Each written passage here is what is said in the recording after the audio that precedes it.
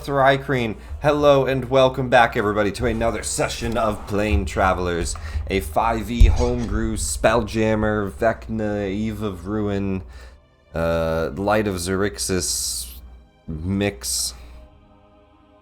We're doing whatever. Yeah. Last session, we left off with the party mid-combat, and not looking too great, in a voluntary combat where they have signed up at the Scarlet Colosseum, trying to gain the favor of the Pitmaster Kai Karoth, a Red Abishai.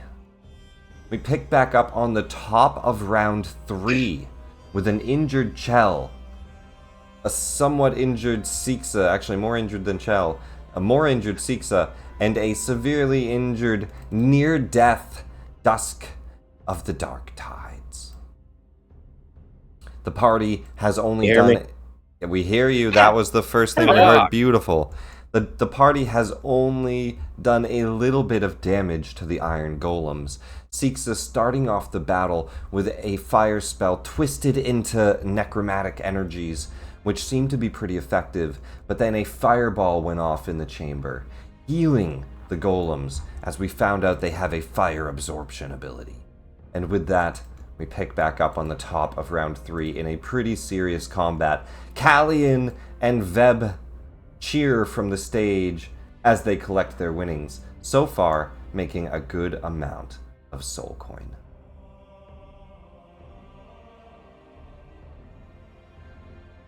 Now, to clarify there, they did bet most soul coin won on Golem.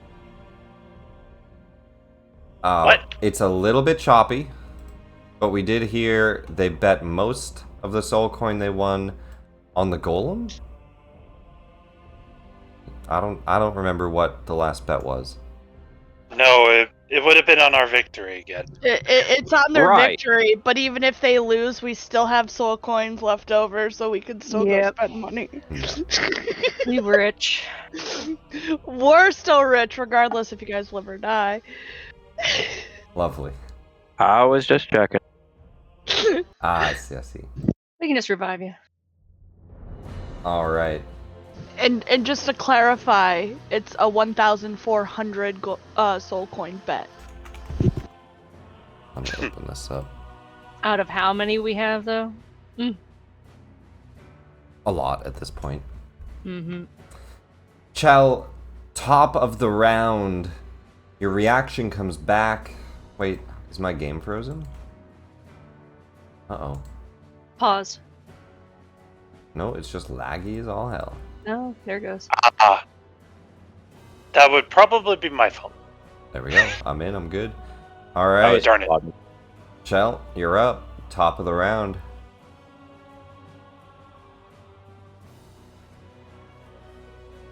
Okay.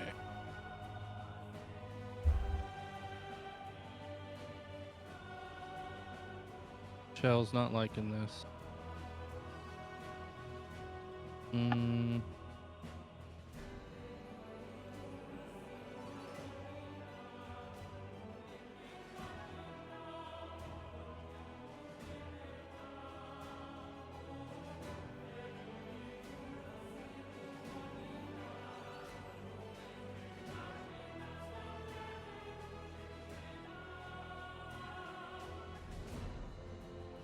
Shell is going to...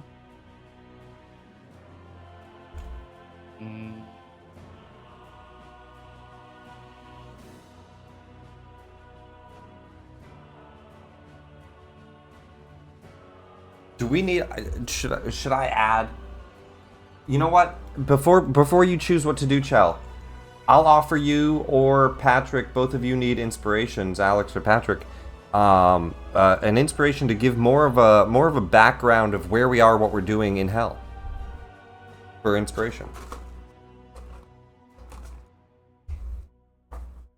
I really only covered just the casino thing, so. Yep. Would you, Alex, do you want to do a recap of Avernus and this entry area, what we're doing for inspiration? I actually didn't take the best notes near the end. I just Yeah, but you know what happened, right? that we came in needed to prove our worth. We started off in and- the other casino. We met with the agents. We came here, went and met Windfall. We're in Avernus. Oh, no, I thought- Just no, I like thought why you we're meant- here, what we're doing. Oh, yeah, well, I mean, you basically covered it. That, yeah, we met up with the Agents of Chaos. They said, oh, no, let's just give in to everything that's happening. Let Vecna win. We're going to carve out our own little private space. And then the weapon said, just kidding, it's actually double cross. No, we want you to go kill Tiamat while we take care of Laketh. So we're in hell in a casino, betting for our honor, I guess. Right to be here. I don't know exactly how to phrase that, and we've already kind of proven ourselves, but for whatever reason, we're in the arena anyway and getting our asses kicked. That is pretty much I'd say, it. I'd say because of confusion. We thought everyone needed approval to get up. Mm-hmm. That's why we're here. I feel like before the fight, it was pretty clear that this was just for more money. Mm-hmm. It was. And then I triple asked. Oh, Sisa was confused. Well, it was as clear as I think it could have been. So in character, then Siksa was confused, and with that, we pick back up on that. Chal, you start off the night with inspiration, and that also gave you time to possibly, hopefully, think about what your turn is. What do you do? Chell is going to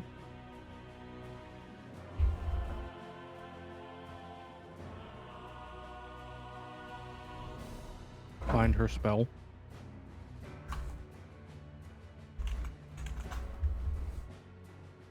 She'll cast Far Step on herself and use it in a moment. It's the bonus. And then the action is going to be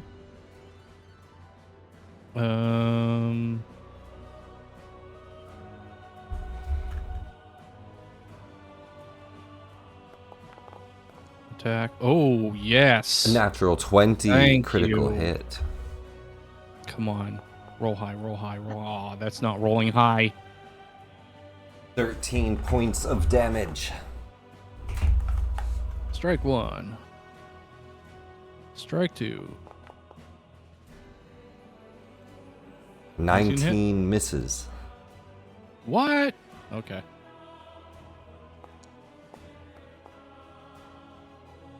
Was it 28 hits. Absolutely. I gotta double check. 13 more points of damage on a non-crit this time. 26 points of damage, though, as you slice twice into the creature. The second one not quite cutting through their heavy metal hide. Shell, and this one- not hide. Also, here's just the hell map, in case you guys wanted to see it. We're on that top layer, somewhere near Tiamat's layer at the bottom. Shell is going to bloop over here. And that's my turn. Dusk of the Dark Tides. So this is gone how I thought it would. Honestly say I thought we'd do better here. So, Dust, Oh, wait. Chell, you can get op attacked, right? That was Far Step. Oh, Far Step. Perfect. Sorry, I thought you ran away, and I was like, wait a minute, did I miss a reaction? Alright, Dusk, reaction comes back. Didn't mean to interrupt you. It's not going as you you're thought. Kai Karoth looks out, and he interrupts you, meaningfully. Ah! They're losing! The crowd's loving it! Watch the slaughter! So, question. Yes. Pirate balls. The Pirate microphone, balls. the microphone cut out a lot there. Was that a question about fireballs? Fireballs, No. pyroballs, didn't fully hear it. Hold on. Let me see if I said if my computer might. It's just super choppy, like in and out. I know. Can you hear me now? Still choppy. Nope. It's still pretty choppy, but we heard, can you hear me now? Mhm. Which I imagine at the end there was a meow. Like a Can cat. you hear me meow? Can you hear me meow? Can you hear me meow? How about meow? Meow, say meow. Sorry. You're good. Can you hear me? Yeah, somewhat. Can we hear you? That's what we caught. This is, Just give me your Yeah. question the best you can. I'll get most of it. We're trying how to high are the walls? There's no ceiling. fit- Oh, like the border walls around you? Yeah, there have borders. Yeah, there's borders to this. Yeah, let me see. So here's some art of it, which we can definitely kind of go off of. So this is where you're at when it loads. Obviously, you're not fighting a purple worm right now. You're fighting two golems. But that's kind of what the place looks like. So I'm going to say those walls are like 20-foot walls. Open amphitheater. Open amphitheater, 20-foot walls. Or Coliseum, sorry. Yeah. 20-foot walls around you. And then it's like So that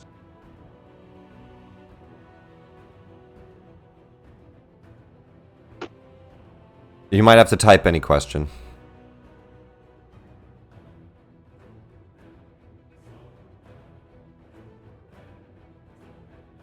I think Dusk is going to mirror him. Kind of got a That's mirror good. image off. Oh. Dusk is going to mirror image. Okay. That won't apply the cool mirror image effect though, will it? Let me see if I have that prepared somewhere. Might not be on. It's not on right now, that's why. Alright. Multiple Dusks fill that corner. That's action.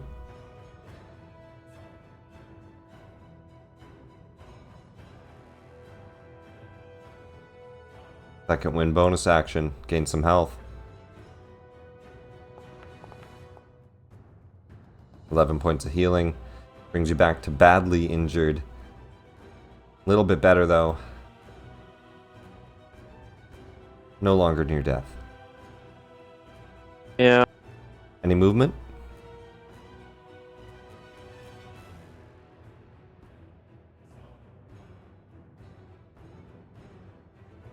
It didn't take shell. Unfortunately, we cannot hear you. You're going to have to type things out if it's a real question. If we just aren't hearing it. We heard it didn't. Chell. If the question was if it didn't take an op attack, Chell teleported. So no, they both have reactions.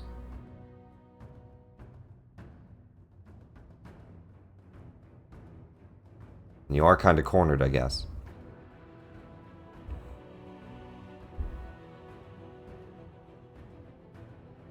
Oh shit, I just realized how cornered you are. It doesn't look great.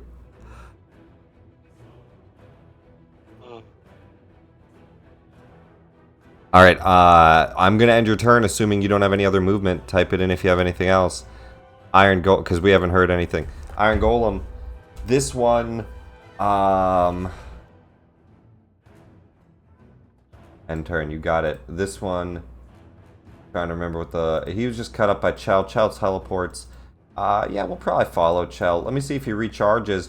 Oh fuck, he recharges Poison Breath. So he's gonna come running over towards Chell. And I think he's first going to unleash a Poison Breath. 15-foot cone. And just on the way across, he's just gonna fucking poison Sixa. He's just gonna blast poison out on the run across, and then he'll run forward into Chell's range. Which yeah, gives me an op 30 feet. attack. It gives you a reaction first, Sixa. Give me a con save. As he blasts that out about halfway through. Oh no. Can you hear? Oh, We heard 22. Can We Hear? 22. Are you so rolling? bad? Are you rolling in D&D Beyond? Yes, I okay. am. Let me open up. Guess That's fine. who uploaded it? Let me open up the game log. Can you hear me better now? Yeah. Yes. Yeah, much All right, better. I had to drop my input sensitivity, is what it is. Ah, Oh. okay. Well, that's much better. Yep. All right, game log 22. Perfect. That will make it for half damage. It's still 10d8 poison damage. A lot of ones in there, couple twos, couple eights. Half damage, 21 points of damage, poison. Brings you down to 44 health, badly injured. He then gets into Chell's range. Chell, you get an op attack.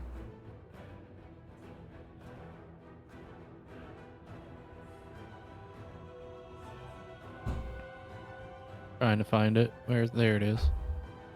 Doop, doop, doop. Come 18 on the dice, 30 hits.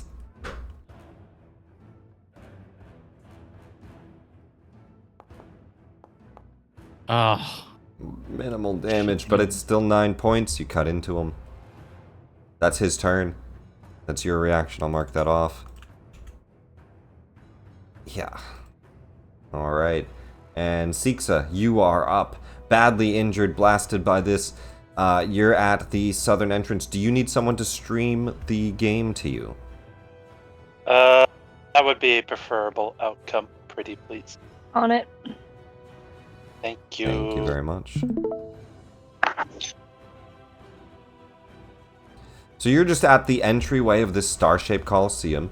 He's currently 15 feet from you. The other one's 30 feet from you, and they're kind of both in front of you in a cone directional, left and right. One has Chell cornered, the other has Dust cornered, but Chell's been blinking around, so they're not really cornered from what you can tell. But these creatures seem to be trying to like pin their combatants into these narrow corners, and they're closing in on them with that. They seem to also have about a 10-foot range, so you're currently good at 15 feet, but that's where you're at. But that can change if the other one decides he wants to move in. It can change, but you're limited on where you can go. How the iron golems look. One of them is injured. The one that just poison breathed you is the most injured. The other one, I think there was an AoE that did hit both of them. And then this one was cut up a few times by Chell. I'm gonna try to persuade the party into a long rest after this. I mean, I'll be honest, the Iron Golem looks like he could use a little bit of fireball. Yeah, I mean, a little bit of fire damage won't hurt nobody. It would help a lot. But it's disappointed me before. Fuck it. You know what? I'm just joking. You know it heals them. What do you do? Yeah. I would like to cast Summon Undead at 8th level. 8th level Summon Undead. Very nice. What do we pull out with that? An undead spirit. This is going to be a spectral. Or ghostly. Okay. Yep. It gains a bonus to its HP value equal to 10 for every spell level above 3rd. So, I believe that's another 50 health. Alright, so we'll throw an additional 50 on there as temp. Yeah. And its AC is 11 plus the spell's level, so 19. 19. Very nice. Yeah. Alright. And then I'm going to move myself closer to Callian and Veb on the stadium, kind of hugging the wall. Just to get a little further away. And then I'm going to command the spirit to charge at the one attacking our kitty friend at the north. Okay, at this one. You got it. Yeah. It charges up there. And it makes 4 attacks. And you said For this was deathly ghostly? touches. Yeah, deathly touch. Yeah. Melee attack roll, bonus equal to your spell attack mods. So make spell attack mods for me. You can probably do that on D&D Beyond. On the, you should be able to roll that there.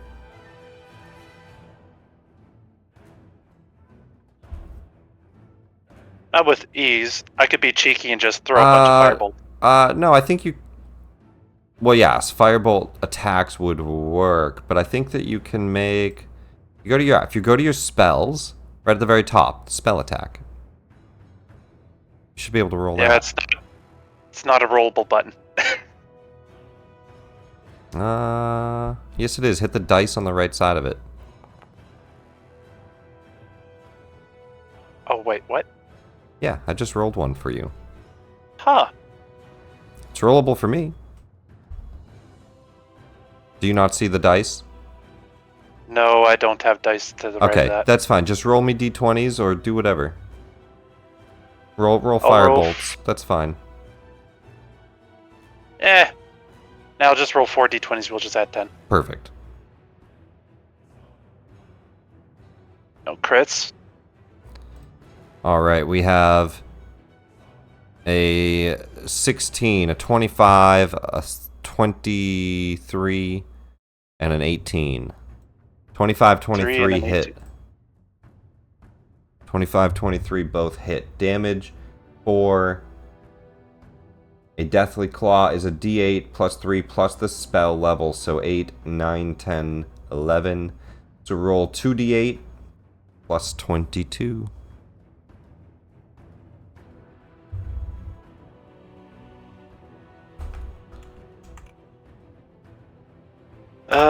6 plus 22. 28 points of damage, Yep. and this is necrotic damage. Yep. He does take all necrotic. Perfect. Injures that one with a couple claws that do get through. He's immune to frighten, so none of the frighten effect. But that is that. Yep. And that is my turn. An undead spirit of a Thrycreen emerging out of the Colosseum floor. Kai Karoth looks and says, "What? You can't summon more enemies in here. That's my job." And it rushes towards the golem and claws into him. The Iron Golem's turn. He will check if he refreshes his poison breath. He does not. He'll take his multi-attacks at the undead spirit that just assaulted him. 2 sword attacks on him.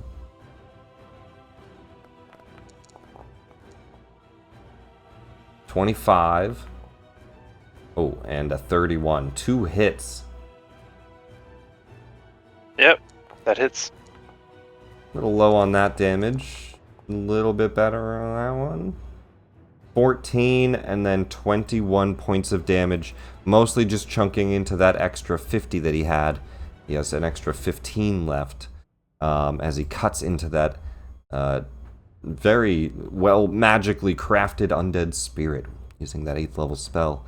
That is his turn. Chell, top around 4.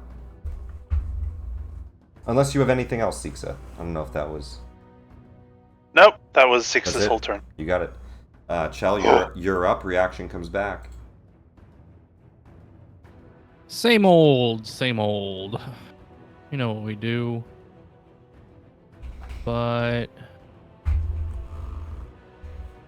I'll be honest, I don't think I do know what you do each round. It's normally different. But I imagine what you mean is attack. 21 hit. 21 hits. We now know a 19 doesn't and a 21 does. 13 points of damage. That's 19 doesn't. balls. So mid-combat... Oh, damn, that's really cocked between 19 and 1. Mid-combat, you just hear Chell sandwiched in the corner. She's cutting through this thing. One cut cuts in. The next cut slices off, and you just hear balls. The next cut cuts in. 31. 16 points of damage. Of steel. and then she blips over here. That side of the crowd now chanting, Actually, balls, no. balls, balls. No, I'm just kidding. She's gonna blip over here. Far Right step out of the Flip right. corner. You got it. Yeah, blip right there. All Spread right, us that's out. action, bonus action. Okay, that's my turn. Stay where you're at. Dusk, you're up. You see your clone just waving. Tag me at any time. Yeah. Dusk, sandwiched in the corner, badly injured. Mirror image up, though. Now, remind me, I've already used the charge of Old God Blood that I put on both weapons in my first attack round, right? I believe we did use both, yes. Okay. And it takes a action to coat those again? Without fast hands, which is a rogue archetype thing, it takes Yeah, a that's full thief action. archetype. Yeah. Okay. Dusk is going to move forward to here. 15 feet. And attack this one. If I can find the target thing. There it is. I'm going to attack first with the Careless Whisker. If I can get the thing to work. There it goes. You will get a +2 for flanking as the golem is sandwiched between the undead spirit. 2 on the dice is not good, though. That's gonna miss. Yeah, we're going to go ahead and attack again with the Careless Whisker.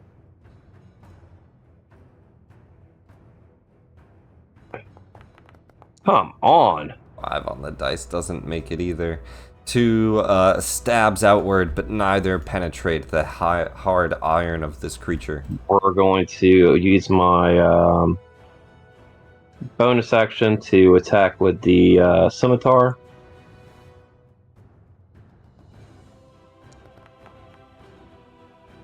Alright, that'll hit. Alright, yeah, we're going to go ahead and do our sneak attack here before we miss our last attack. Fair enough. 11 points of damage and then sneak. It's only 3d6 because I'm not using the Careless Whisker for this attack.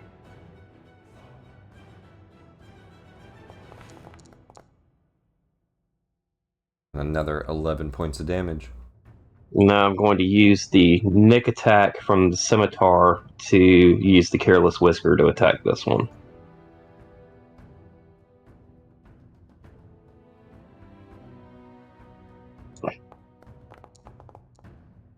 Oh no. It's all crap! Good call using the sneak. 15 misses. And, let's see, I've used, 5, 10, 15, 20, 25, 30. I'm going to use my feline agility to double my movement. I will do this as well. Show you guys a health bar. And I will move down here. And I do not take off attacks from either of them. You got it. Feline agility out of there. Hit both of them, or at least attacked both of them. So no op attacks. Iron Golem's turn. We're going to see if we refill our poison canister. We do not. He is going to stomp after Chell in this case. I should note, there is a door, I think, to this entryway. Does it shut behind you? Let me see.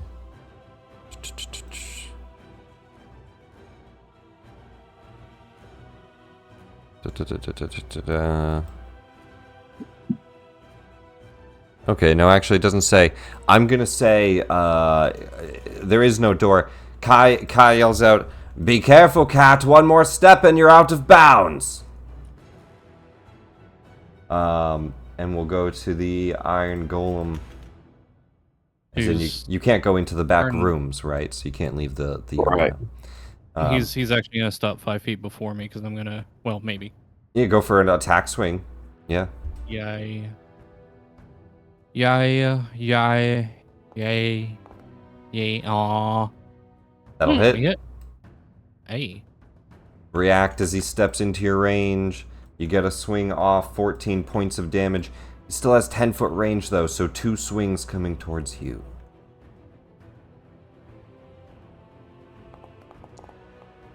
Four on the dice. 17. Second swing. 6 on the dice. 19. 2 misses. He is just being held back by the Semigane at its extended range and struggling to get a good hit in. Sixa, we go back to you. She parries him and just like tickles it under the chin with the tip of the sword. All right. Six is going to start off her turn by playing with the Orrery of the Wanderer. Like to try to play with Time Bandit. Six is just going to roll a d6. Oh, I'm gonna be so pissed. It's a 5. Yeah, next time I fail a saving throw, attack roll, or ability check, I can reroll the check. I'm telling you that ability doesn't work. You got it. A future Sixa will appear and warn you. Yeah. And I guess I'll handle the undead spirit first. Oh, that's skeletal, running claw, deathly touch. 3 or 4 attacks from him, is it? Yeah. 4 attacks. Go for it. Oh, did you load into the game? I did. Oh, hell yeah. Alright, I think that means you can stop streaming, Becca. Yeet. Weird thing, it's not actually letting me roll attacks for the deadly touch. Roll a Wait a spell, just roll a plus 10 or roll from your character sheet. You have a spell attack on your spells, plus 10. D20 plus 10. We can do this. We know how to roll dice. We don't need the sheets. 28. That'll hit. Yeah.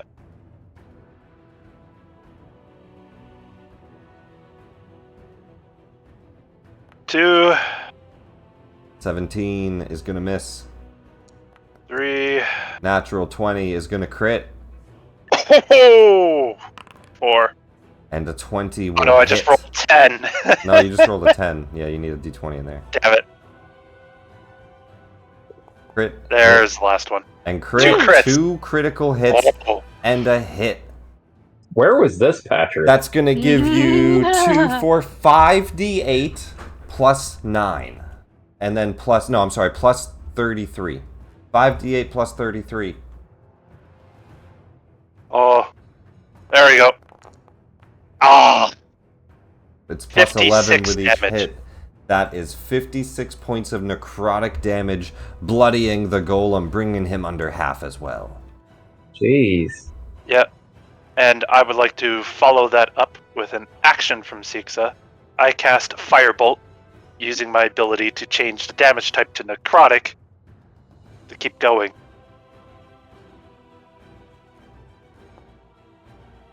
Oh, now it works! 21 hits. Well, it's coming from your character sheet. I think when it comes from the undead spirit, it's not reading your spell attack. Yeah. Perfect 15 points of damage, in this case necrotic, which will go through. Alright. And I feel comfy in my corner. I'll end my turn. This Iron Golem's turn. He will go ahead and make a refresh. Oh, he makes a refresh. We're gonna charge between the two. Make you feel less comfy. And he's going to swing at you with, actually, not... 10, 20. Yeah, fuck it. We're gonna go here. And then here. So like... The undead spirit gonna- gets an up attack. He's gonna go like that. Undead Spirit gets an op attack.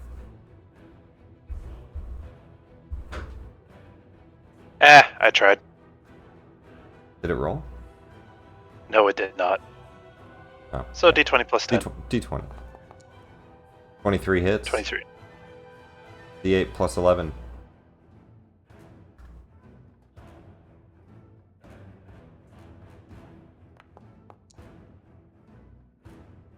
16 points of damage. He gets here. He's going to unleash a 15-foot cone of poison. And it will be Chell and Dusk. What? We did nothing to him. And he Nothing. did a 19 con save as he fills that quadrant up with poison out of one of his hand vents, spraying onto the two of you. Pretty sure I'm dead. Half on a save. Yeah. I guess I'll use my inspiration to roll again.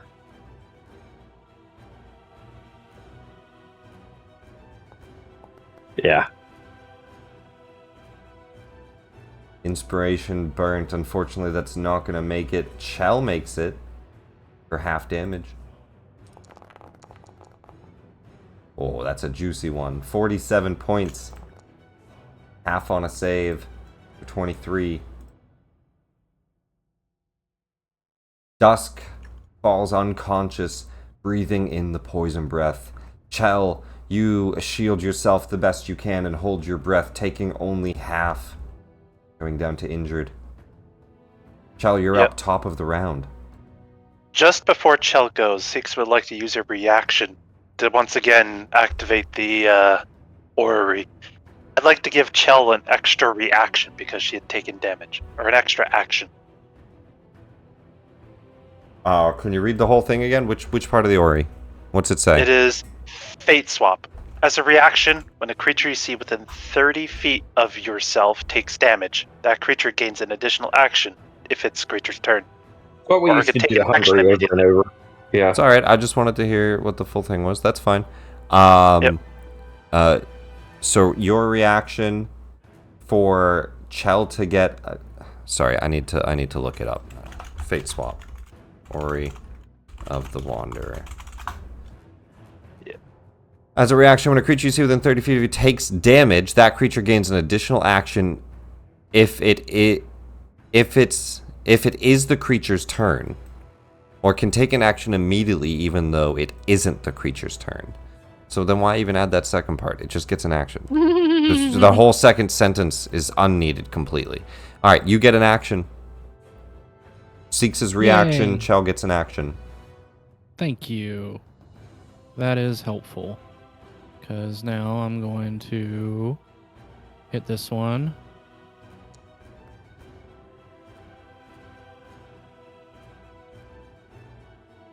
$28 hits. Ooh, max 18 damage. points of damage. 16 doesn't. 16 does not. Oh yeah, come on. critical. Max damage. Let's do it. It's not max, but 20 points. It kills him. Fuck yeah. You had 19 left. You cut down one of the golems as it stomps forward. It's blasting out poison on you. You slice twice as you see... what part of the Ori lets you do this? It is the chronolometer. The chronolometer. So I imagine probably like some strange gear device that seems to like switch one timeline with another, and Chell, you appear and start to slice twice, instead winning this fight, and you get that action in and you cut him down, and then it's your turn. And then she's gonna go over and use her second action to... Well, before you go over, you were here, right? Yes. You get an op attack on you from this guy. Okay. Stepped away from him. 20 to hit. Nope.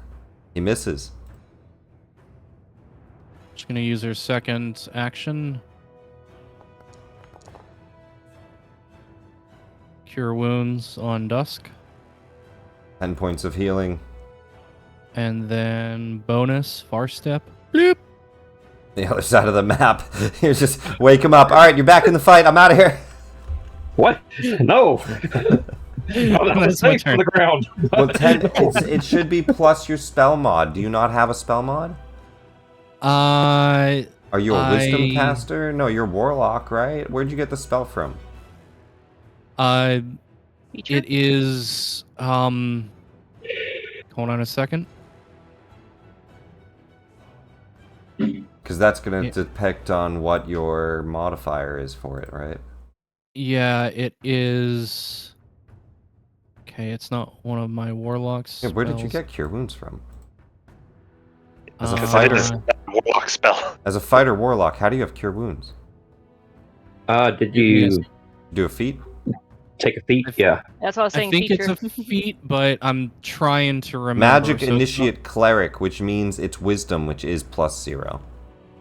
Okay. Yeah, that's what it is. +0, That's unfortunately. yeah. Magic. It's still Initiate. 10 healing. Gets him conscious. Perfect. That is your action, bonus action. I was just trying to see, because if it was like coming from charisma or something, you would have had more. Dusk, you're up, and conscious. Now, question. 1 second. Hold on. Also, I double checked after session. They do give you an hour short rest between these, and that was my mistake. It is as written. You do get an hour between the sessions, the fights. That's fine. Now, mirror image is not concentration based. So, do I still have mirror image up when I went unconscious? Yeah. No. Oh. wait. Yeah. It's just a buff spell. You'd have mage armor if you go unconscious. Same thing. Yeah, 100%. Okay. Cool.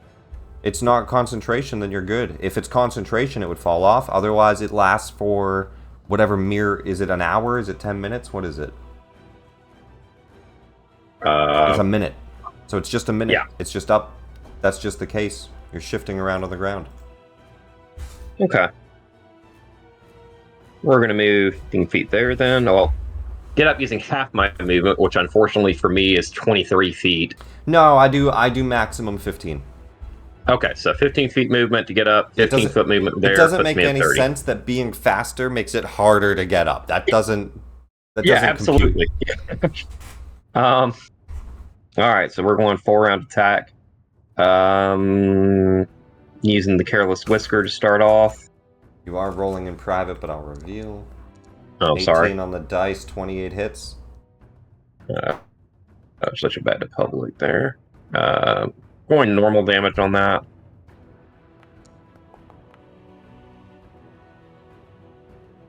We're going to take the second attack with the Careless Whisker at advantage from the Vex property of the Careless Whisker. Oh, wait. Yes. I've been forgetting. I've just been applying damage. These guys are immune to not adamantine damage.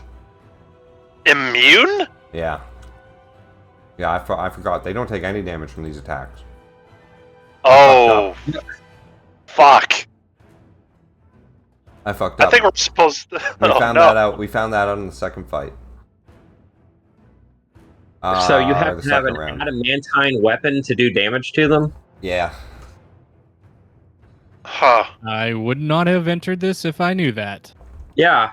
Well, you didn't know that. That's my Yeah, mistake. but I was feeling bad. It just wanted to lead us on and The just fights. kinda, we're already he's just been we're already killing them. 5 rounds in, so we're just gonna leave it as magical gets through it. But that's a mistake I Okay. made. It's supposed to only be adamantine. I mentioned it in round 2 when you did 0 damage, but then I just forgot this session. So we'll allow damage to go through. We'll get through this combat. I fucked Well, up. I mean, I did half damage with my weapons in the first round of combat. No, last you were supposed to time. do 0. What? Okay. They're immune. They're Moving immune on. to non-adamantine weapons. I'm gonna hold my sneak attack. I looked, and it said 8 points of damage, and then it says apply 0, and I was like, wait, why 0? Oh right, fully immune. Going to switch out to my scimitar to gain the Nick property if I hit. Still at advantage from the Vex property. 21 will hit. Alright. And then my bonus action attack with the Careless Whisker is going to be normal with no advantage. All right. 25 will hit. And I'll throw my damage on that one. Sneak attack damage is 46 on the Careless Whisker. I'm going to throw in a D8 superiority dice with a trip attack, DC 15 strength saving throw. He does have a +7. Failed it before. Never know. 16, he makes it. All right, and I'm also Takes going to 5 throw damage, in though. a D8 Bardic Flourish, defensive flourish on this one. Very nice. +8 to your AC as you position yourself in a defensive kind of parrying pose, fighting off the golem. Additional 8 damage and +8 to your AC. And I'll be done there. It. No, I'm going to stay right here. Yeah, it's 26 I got mirror image and +8 to my AC. I think I'll be fine. Yeah, but if it poison cones, get down. Hey, poison cone refresh. Natural 1. It's not a refresh. I think it does just try to hit you in this current situation. It's near death. It doesn't get its poison back. It's going to do 2 sword attacks at you. And so, because I know the new mirror image is slightly different. Let me just pull it up. And I think they made it easier. Each time a creature hits you with an attack roll during the spell's duration, roll a d6 for each of your remaining duplicates. If any of the 6s roll 3 or higher, one of the duplicates is hit instead. So you get 3d6 if he hits. Yeah. First attack is gonna miss. Second attack is gonna hit. Roll well, you can just see if it hits one of the duplicates. Yeah, I guess I'll do that first. Will you allow me to do the duplicates, and if I get hit, then cast shield? If you actually get hit, yeah. Okay. So this is gonna hit one of the 4 of you on the field. Roll, sorry, all right, 3. it'll hit that first duplicate. Yeah, perfect. That works. But roll 3d6 next time. But just so we don't do one by one. But perfect. You get 1 above 3. That's gonna hit a duplicate. You now have 2 of them. That is the Iron Golem's turn. Kai Karoth shouts out, "Ah, this isn't fair. You're all cheating." And, oh, sorry, this guy does get his reaction back. That was his turn. Sixa, you're up. Reaction comes back. Is it? I'm confused.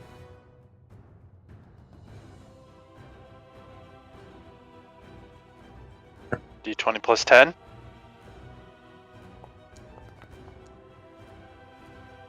That's gonna miss.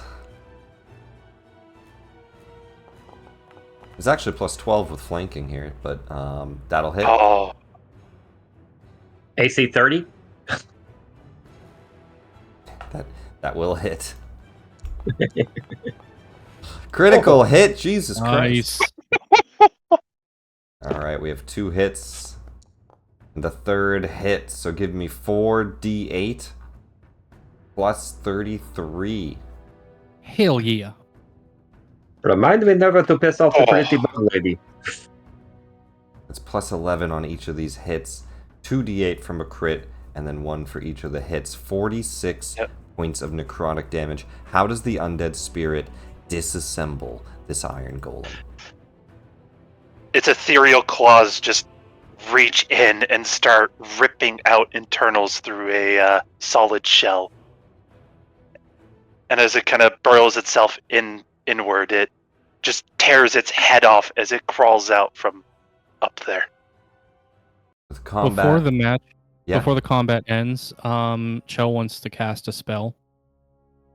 She casts Mage Hand at the guy who's like, "Ray, you're cheating," and just like floats a middle finger at him.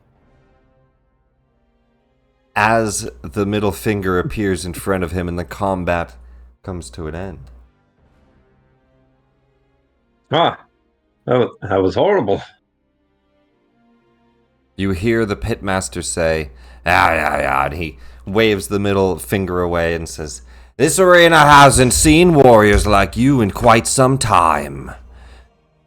Would you indulge one final bout against me? Truly a special event, and of course, I offer splendid payment for your victory. How does 1,000 soul coins sound? Along with access to our most exclusive club floor, the Dragon's Pride. You see Dusk's eyes just turn into big gold coins. Oh no. Chell shakes her head and says, "Nah, Dusk, we're done. We won the fight. We won the 3 rounds. Let's get out of here."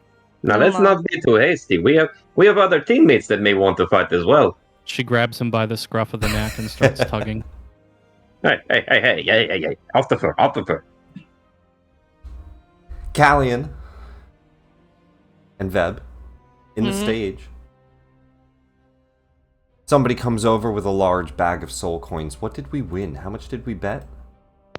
1,400. Yeah. We was a bet lot. 1,400. Yeah. You doubled your winnings. So you have 1,400. You now have 2,800 soul coin returned. So what's our total right now? Hold on, I will work on that. Alright, thank you. Treasure's on it. I mean, just out of character, are we sure we don't want to do one last fight? I mean, let me check my thing. You I guys think I'm can full. swap people out. You will have a Mhm. rest. The final fight, which I guess he doesn't specifically say, the final fight is the only one that's not to the death. Okay, I'll do it.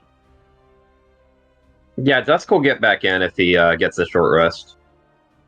And that's meta-wise, I mean, the only thing you guys win from this is money, is soul coins. I mean, if I'm not gonna die, then okay, let's do this. Yeah, you don't need to do it. You also don't kill him, which is why I'm gonna say it's not to the death, because if he gets lowered enough, he concedes. So I'm gonna say that even though the rest of these were to the death, and he dedicated the deaths to Tiamat, in this case, he will. That He was will why not. I wasn't Pussy. doing it. What Yeah. a pussy. Right? What a fucking pussy. It says right in here, he concedes the match if he's lowered to 25 or lower. So, not to say you guys couldn't kill him outright anyway, but that is the... So why did I Yeah. heal to Just full? gonna fight it? Why did you heal to full? Yeah, I was down at like half health. Did you You open must have hit full D&D rest Beyond? instead of short rest. You just gained plus 57 health 12 minutes ago for no reason? Did you open I can D&D just- Beyond? I can just undo healing. I did. Yeah, That's so fine. if you're D&D Beyond, if you have the module, it tries to like update and keep track of your character sheet in Right. here. So if you haven't Right. edited your health there, sometimes it auto updates. Right, okay. But it's fine. So I have I a do- damage log, so you're good. And I'll gain back a D6 from Song of Rest. But yeah, you guys can short rest. You guys head back to that back room. Callian collects their winnings. Yeah, there's an I hour came back. break. 3 more off of Song of Rest. Veb slaps Brilliant. Shell's hand and goes, "Okay, my turn." 39. I couldn't happen to trouble someone for a potion of healing of some kind, could I? I am still considerably hurt, even taking a short rest. We got I so rolled many in a the bag. lot don't of ones. I mean, a lot of And- ones. And you said we get +3 from Song of Rest? Well, you gained a D6 from Song of Rest. My D6 was a 3. Oh, gotcha. If you use a hit die, you can add a d6. And you, Oh. you can only do half your hit die on a short rest, right? No, you only get back half on a long rest. You can use Oh. all 15 that you have available. Whoever has the Dusk, you majority just of healed the- for 40. Okay, thank you, Kelly. Oh, well then, yeah, never mind. I'll save the rest of those, and yeah, I'm good. Alright, save one at least, and that'll keep you topped up either way. Give yourself one back. I believe I gained back all my bardic inspirations from Font of Inspiration. I gained back all my bardic inspirations. And so I guess the final question is, I mean, either way, the final question here is do you guys want to enter the final fight against this pitmaster? I do. I do. Do we have a third contender? Sixo look up at Callion. Not say anything. Still bloodied. I can't tell if you want a potion or if you want me to go fight. I'm quite out of resources. I'm not sure I'd be a good I'll fighter. go fight. You? Yeah, as You the are in charge of the spirit. money. Understood. We have 3,113 soul coins. Chell pats the seat beside her and welcomes Siksa to come sit with him. Sit with her. Yeah. And besides, after the hour's short rest, the undead spirit disappears. So, how much are we betting on this? Siksa, you're the one with the money. Dusk, unfortunately, you can't bet as a participant. It's against the rules. So they send you back down and they go around the stage asking for bets. You can obviously offer counsel pre-bet. But you did say there was a prize to be won by defeating him in He offered addition to those bets, he offered right? 1,000 to win. Yeah. So, well, you already won. You already won for winning as well. So I never added what they got for winning against the the first round is 100. The second one is 200. The third is 400, and those So are on top of each other. So 1,200? 100, 200, and then 400 for winning all 3 rounds. This round is for 1,000. So right? 4, 5, 6. That's plus 700. 4,313. Yeah. Is what we're at. Yeah. Because I already did the 1, 2s. So the 4s was the only one I was missing. Okay. Man, we going shopping when we're done here. We rich. In a bag of will- coins that echo out the soul's cries and anguish. You. It's just my bag of holding is just full. It's soul just coins. not good. Rich is rich. Doesn't matter how the coins scream, okay? So, do you guys all want to offer Seeks a counsel on how much to bet? Before Not all of it. you... Okay. Capitan, I would at least wager a good 1,000 of it that we've got. Well, we got 43. at least 3,000. So why not 1,500? Let me think on that. And Sixa will nod and kind of wander over to Chell on the stadium. Right. She has no intention on betting. Seeksa has the money sitting next to Chell. A Come person comes on, around and they say, "Bets? Any bets?" And they look to you two. I guess we'll bet. She We're looks good. at Siksa. What? We're good. What? We're good. What? I'm not doing We're this good. when they're not betting for me. What do you mean? You don't know that. Why would you fuck us like this, does not Patrick? take risks. What do you mean? We're gonna have 5,000 after this. We could have 6,000. All right. No bets. Sixa will not bet. No bets She are doesn't trust placed. herself The to bet. captain left the money in Seeksa's hands. The Kai- wrong hands. Kai and 2 Wrong horned claws. devils step onto the field. His teammates. Now you called us cheaters. That's cheating right there. You said to fight you. Ah, indeed, me and my team. A 3v3. Mage hand comes out again. He looks and he says, "No mage hands from the peanut gallery." Can I do a quick study of these horned devils to see whether or not I can recognize them for any kind of resistances they may have? I will give you 1 study before combat starts. Go for it. This would be religion. Okay. They're devils. Do some PF2E lore rolls. The horned devils, you think, are resistant to cold, immune to fire, and poison. Okay. Dusk is going to coat both his blades again in the old god blood before we begin. Start off with them coated. This is anybody's final call for any pre-action. You can't ready an attack, but you can pre-buff mage armor, things like that, right?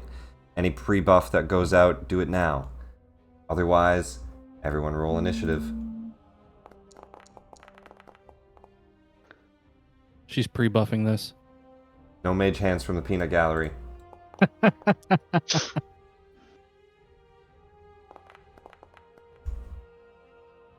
Okay, fine. She's pre-buffing this and No shouting from yelling, the peanut gallery. Boo! Can I go ahead and pull out like my arms, or is that an action and it doesn't count? You could prepare your arms, yeah. Okay, then yeah. You could have your astral arm form out, so you just have like these extended extra arms already ready to go.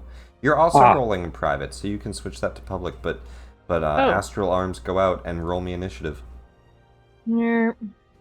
And one round before we begin, I'll cast mirror image. Wow. Mirror image, all right.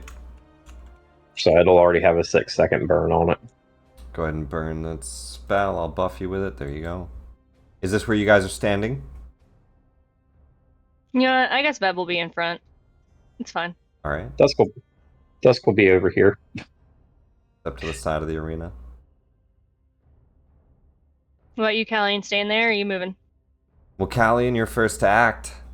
Combat begins as Kai Karoth looks out and shouts, "Let the final battle begin! The Pitmaster himself, hero of the Colosseum, versus these new arrivals. Champions, yes, but are they truly worthy?" He holds out his weapon. The Horned Devils hold out their pointy, forked spears that kind of glow with heat. The battle begins. Callian, first to act. I hold up my ring of shooting stars and I create one giant sphere right here. Which, if you read, it states that once it's within 5 feet of another creature, it discharges lightning at the creature and disappears. Hence why I don't feel like we need to put it on the map. It's going to disappear in That's fine. a second. But it says a creature. It'll currently be within 5 feet of 3. Does it hit all? When a creature other than you comes within 5 feet of the sphere discharges lightning at that creature and disappears. I'm going to say that's just a single target thing. Cool, I'm going to hit him then. Okay. And so that's 4d12, and he has to make a DC 15 dex save. Alright, dexterity save. You expend 2 charges, 3-foot diameter sphere of lightning. I will say this is a magical item, so magical effect. He'll have advantage with magic resistance. Nat 20 and 19. He does make it either way. Half damage. 15 lightning. Yeah. As he is kind of shocked by some lightning. Ah! That was nothing. I hope that wasn't your ace up your sleeve. No. That's just my family's ring. Oh, well, I'm not a nice family signet ring. I don't know. I will come up and I will bonus action my dagger. Or, you know what? Before I apply that damage, let's do this with his health too. Because it's a 3v3, I'm going to actually roll his health and see how much our Kai Karoth has for HP. Come on, ones. That was a couple of ones. Oh shit, he rolled high. Oh shit, he rolled high. Alright, so half damage on top of that, 15 health taken out of that. I just gave him more health. Okay. Does a 20 hit? 20 misses. Cool. Great. I am going to action search.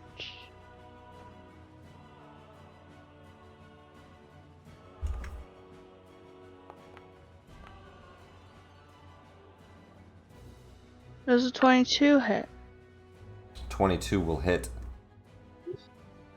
That is indeed his armor class. 18 points of damage. I take the purple worm heart soul trinket, smash it, which allows me to do Wails of the Grave without consuming a usage. What that does is it. I don't know why this is popping up now. Half sneak damage as necrotic. Second creature. Why is it being dumb? I think that there's a new way. It has two options. One of them is damage and a save. The other's like a template. Or a resource. I don't fully know. I heard that the new setup is better, but I don't really understand it yet. Refund because I'm not using it. Ah. I don't like it when it's dumb. So sneak attack, I guess. Sneak attack and then half damage is necrotic to another target. Yeah, it's Alright. gonna go to his buddy on the right. His buddy on the right, and this is all of it, or is this a whale for half?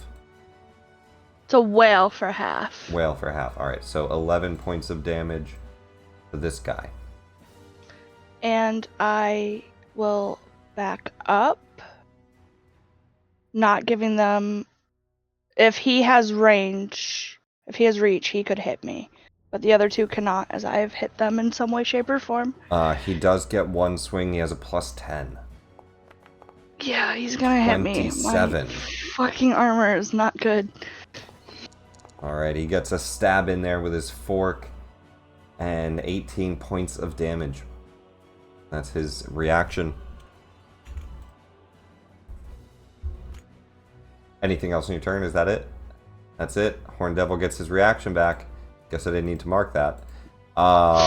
He will... Why don't we start far? Because we're going to do plenty of melee. Well, oh, fuck. Actually, that's really nice.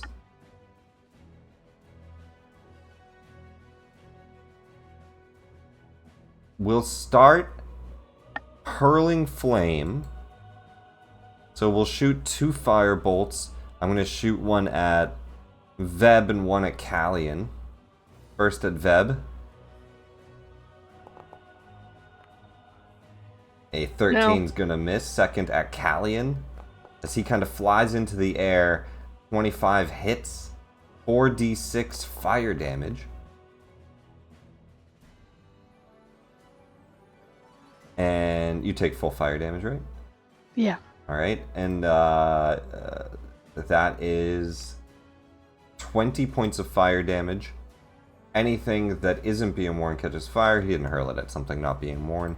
He's going to land in front of you, and as he swoops down right here, he's going to get a tail attack off, and we will tail whip towards Dusk. So we'll hit each of you this round. Well, at least go for a hit on each of you this round. Dusk, go ahead and roll 3d6. See if it hits a clone. Or a mirror image. It hits you. 29. Son of a bitch. I need a con saving throw. DC 17. Those have gone so well. Poison effect. That's not going to make it. You are poisoned. Fuck's sake. You start taking this piercing damage from the stab as it stabs into you for 9 points. And then 3d6 at the... Or lose 3d6 hit points at the start of each of your turns to an infernal wound. Each time the devil hits the wounded target, that number stacks. So... You have an infernal wound marked on your chest. I'm sorry, it's not poison. I thought it was poison for some reason. Just fire damage. So you have There's no save against that? You have an infernal wound on your chest that is bleeding. It's a con save. Right, do I get to remake that con save? No, you failed it. And so you are bleeding out. It takes a successful medicine check to patch it up. Or an action to staunch your wounds with a successful medicine check. Or magical healing. So, you studied these guys before this, so I'll say that you know that. Magical healing or a medicine check to staunch that, Okay. and it takes a full action. That's his multi-attack. That's everything he's gonna do. Dusk, you're up. Great.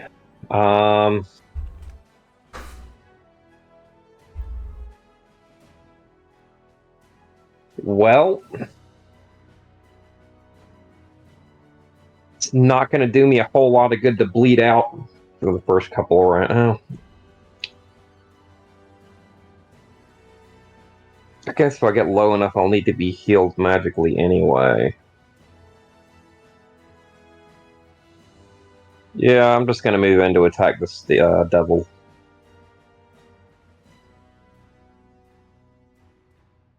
Damn, I'm amazed none of these guys have that. Alright. You step in to attack him. Yeah. Hitting with the Careless Whisker. 24 hits. Alright. Dealing normal damage. 6 points for 3? No, that should be a magical weapon. It is. Both my again. weapons are magical. They're not marked as magical for some reason. We'll fix it after. I'll go in there right now. Or a plus on a weapon requires it to be magical, right? Like a +2 weapon is magical. Your Careless Whisker is magical. Whisker. is Right, but my scimitar should be as well as a +2 weapon, magical. right? Yeah, that one definitely is. Alright, and That I'm going to one's attack already at marked. advantage from the property with the Careless Whisker. There's that Natural crit. 20. Yeah, we're going to sneak attack on that one, Absolutely. and we're going to throw on my last superiority die and a bardic inspiration die. So the first will start with damage as a critical hit. That is going to be 8d6 for my sneak attack. Not bad. 27 points of damage. 2d8 for a... is he holding a weapon? He's holding a fork. We'll go with a disarming attack. DC 15 strength saving throw.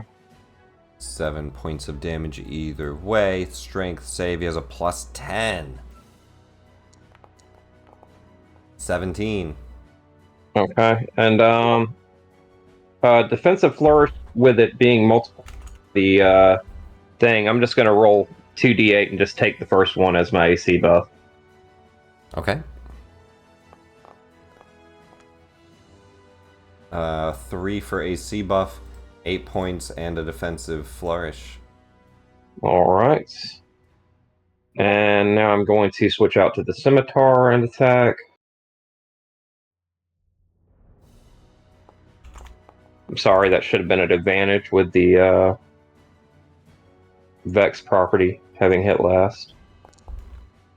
In case I crit, I don't. Normal damage. And we're going to swing one last time with the scimitar at normal without advantage, since it gets a higher damage total. 15 hit? 15, Or 17 with flanking? 17 misses. Okay. 13 points on... Wait. The 26? Yeah, the 26. Okay. And then I will move 10, 15, 20, 25, 30, 35, 40. Over There. the other corner of the battlefield. Kai Kuroth looks as you get that critical sneak attack in, and he actually says, "That was an excellent strike." Thank you, That- thank you. I try my best, but I am. Oh god, my chest! And I take 3d6 damage. Right. So that's when you start your turn, technically, but yes. So 11. 11 points of infernal damage. Veb, you're up. All right.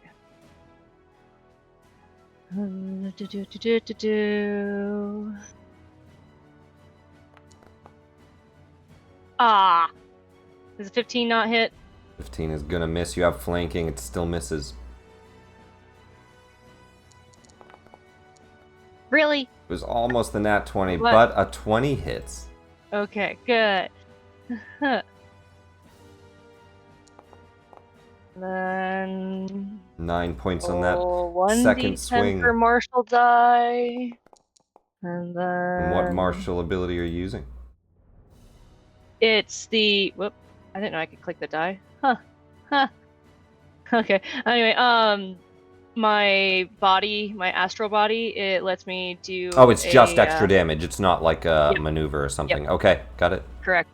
And then stun strike them. Give me that con save. Stunning strike, con save from the devil. Two Wow. on the dice, he's stunned. Wait, that was 2 hits for me. Well, it was a miss and a hit. Yeah, I'm missing a hit. Well, it still has 2 attacks for me, Two so attacks? technically. Where's the other thing? Oops, I didn't mean to touch that. I was just trying to minimize the thing that I just expanded. Just there. Let's see.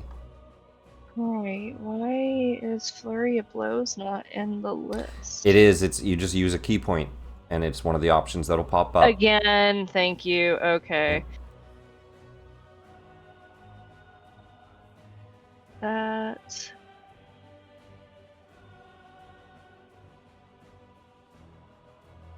Immediately after your attack, you spend Bonus one action. key. You can make 2 more Alright. unarmed as a bonus. So you make 2 You. strikes. Yep, working on it. Oh wait, it has to be unarmed though. Nope, can't be quarterstaff. Can it be a monk weapon? Flurry of blows counts as a Technically- monk weapon. Immediately Okay. after you make attack action in turn, you can spend 1 key point to make 2 unarmed strikes as a bonus. So no, I think it has to be unarmed strikes. But Okay.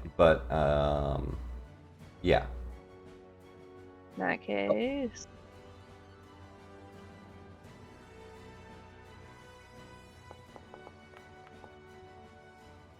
Well, you don't need to reroll. I'll give you that first dice. We'll say the first one hit. Oh, the 30? Okay. You had like an 18 on the dice, which was like a 30. Yeah, the first one will hit. We'll keep that for the second one as well. The second one will miss. But 6 points of damage on the first. Plus a d10. Okay, and then it's a special. Use another key. Give me a con save.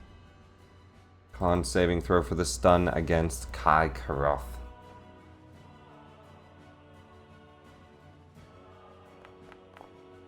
Four on the dice. Kai is stunned. Okay. That's not good for him. And then my final movement will be there, and I'm done. Damn, that's actually really bad. He has no way to break out of that. Mm-hmm. Alright, his turn is lost. He is stunned. You just run over and knock him on the head. The Horned Devil next to you will do his flurry of attacks at you in anger. He's going to make 2 fork attacks and then a tail attack at you.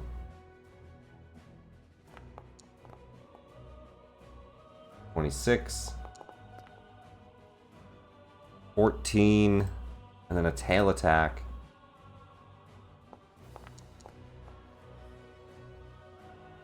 17. I think he fully misses. Do you still have +2 bonus AC, Dex, Wisdom, and your shield? That all looks correct. I believe. What is the +2 from? +2 bonus AC. Let me look at my stuff.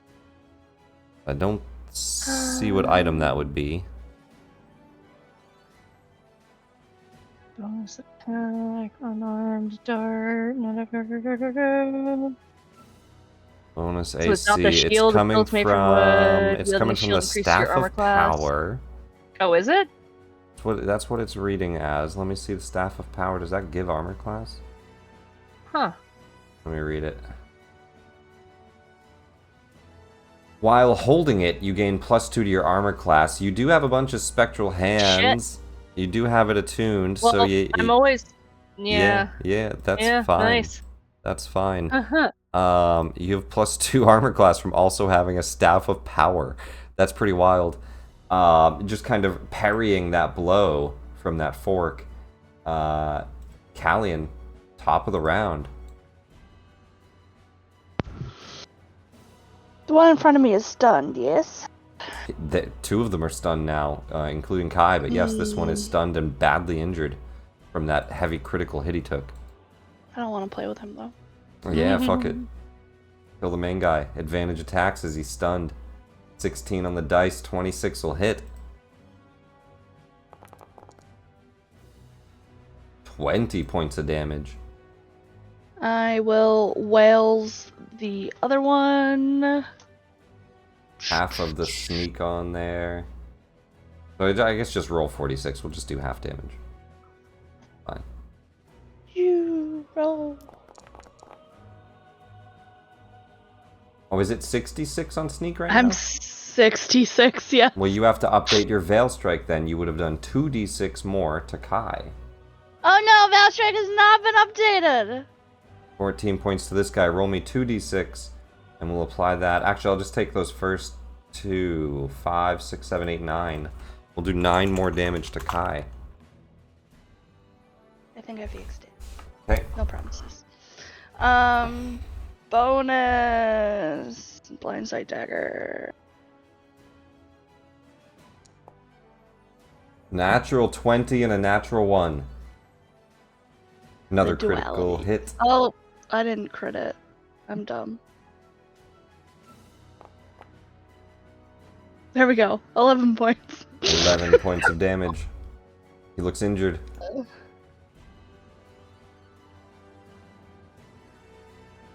I think that's all I have. The Horn Devil stunned and loses his turn. Dusk. Yeah, Dusk is going to take 3d6 damage. Yes, that's right. The brand damage as you have an infernal wound bleeding in your chest. Just let me double check what type of damage. I would assume fire. Due to an infernal wound each time. I think it's just the same as the weapon. It's piercing. It's just like bleeding. It's bleeding damage. And Dusk is also going to attack this guy. It doesn't And actually his- say what type of damage though. His mountain of hit points. He's stunned, so we're rolling at advantage. Critical There hit. it is. We're going to go ahead and sneak attack that one. You guys and just roll on stunned the Bardic. Pitmaster and you're just beating the shit out of him. Like in the middle of his Coliseum. Go for it, critical damage. Ooh, not bad. 14 points on just the stab. Here comes the sneak attack.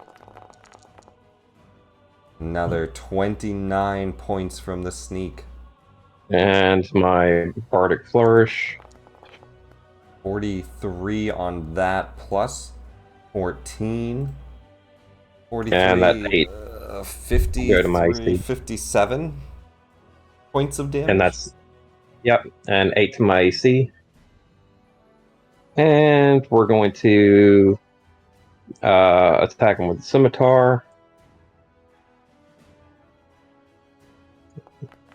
57 points is a pretty good stab as a multi-class Bard Rogue fighter. That's pretty damn good. That's pretty 27. good. That's a pretty solid hit. 27 hits.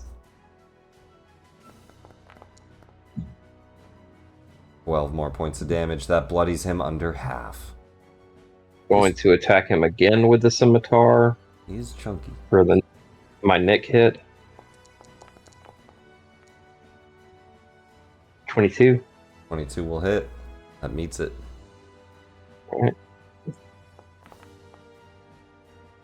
And we will bonus action the last hit on there with the scimitar as well.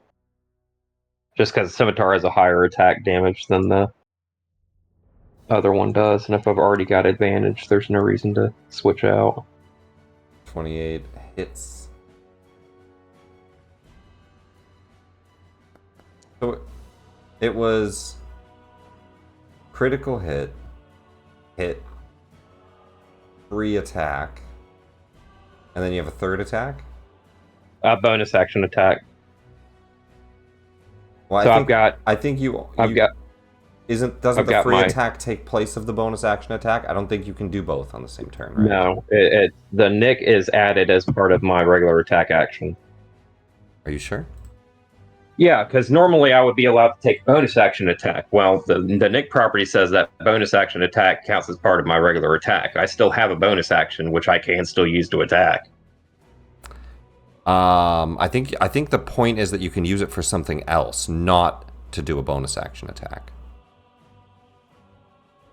Okay, we've been doing it the other way, but we can switch up that. I think that isn't that what I discussed with you on how it works? I'm pretty sure that's how it works. I mean, if that's how it works, that's fine. We haven't had that discussion, but that's okay. I think we did though. I think we talked because like we specifically talked about this, and I remember We talked about weapon juggling. Yeah. We didn't. I don't think we talked about this, but it's fine. It's perhaps cool. Perhaps it was a different group. I did talk about the nick property, and it basically it replaces, if it's the one I'm thinking of. Let me pull this up. Where the hell is it? It's in weapon masteries, right? It's under equipment. Yeah. Yeah. Let me go to weapon properties. It reads like this. You can only make this attack. You can make this attack only once per turn. Instead of as a bonus action, you can make this extra attack only once per turn. So I think that last sentence means. Oh, I think that maybe just if you action surge, right? Instead of as a bonus action. Yeah, I think it's fine. That's fine. I don't think. I will tell you, I don't think other tables will let you do that. But I'll let you use your bonus action for an attack if that's all you want to use it for instead of something else. Yeah, that's all I really have interest in it for. Yeah. I don't think you'd be allowed to do that. Rules is written. I'm pretty sure it's not like it's supposed to free up your bonus action for something else and let you do that as a free one. I don't 100% know how everybody else will rule it, but I'll say you have a bonus action, you can still bonus action attack. That's fine. Okay, well, I messed with it, so it's fine. Well, even for future note. Do you I miss got a you. 28? Did I? Oh no, I hit with it, didn't I? Yeah, I did. I did 13 damage with it. Yeah. 28 hits. 13 points of damage. All right. All right, and I will. Badly injured at this point. He's under half and bloodied and stunned. You will move away and get whipped for it. Oh, has he got a 10-foot reach? He's got 10-foot reach, and I'm gonna go for a tail swing at you. You did up your armor class. You flourished. Yeah, I got a +8 to my AC. That doesn't hit me. Doesn't hit. Perfect. I'll be done. Veb, you're up. All right. They are stunned until the end of your turn. I'm gonna swing at this guy. At advantage, he's stunned, or the other guy. Okay, I Oh. see. Oh, yeah. I see. And then, damn it. Oh my god, I can't type. And then 1d10, and you know how I do. Give me that con save.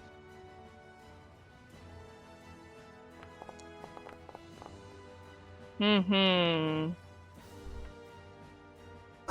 He is stunned as well. Man, this is bringing back some Jawbreaker feels. Let me read I almost this hear his laugh. real quick. Yeah, There you no. go. No. Fireball is 5 charges. Oh, but I don't want to fireball those guys. No, no. They are devils.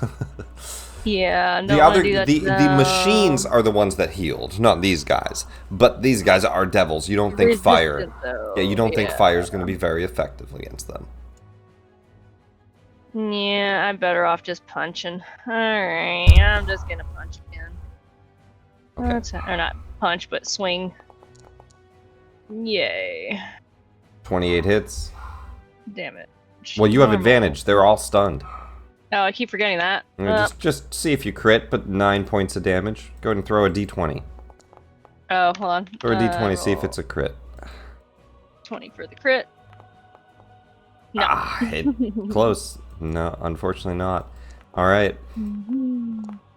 Okay, so 4 extra damage on that if you got that, and then Yep. I guess that's it. 2 punches. Yep. Or Alright. two swings, yep.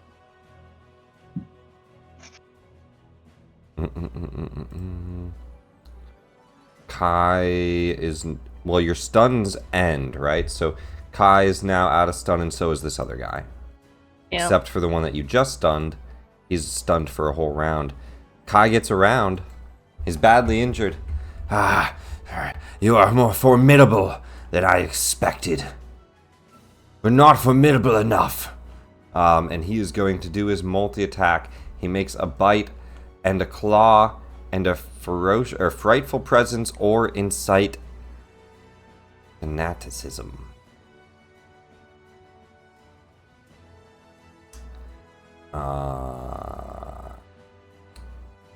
Let's do... Yeah, let's try to do the frightful presence. He's going to roar. Frighten effect for you guys. Wisdom saves. You're all in the range. I have resistance against frightened effects.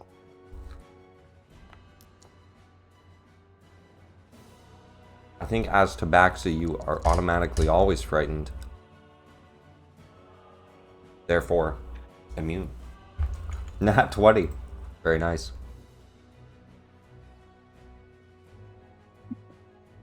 That was a joke. Scaring cat. Yeah, I got it. Okay. Yeah, I know. Alright.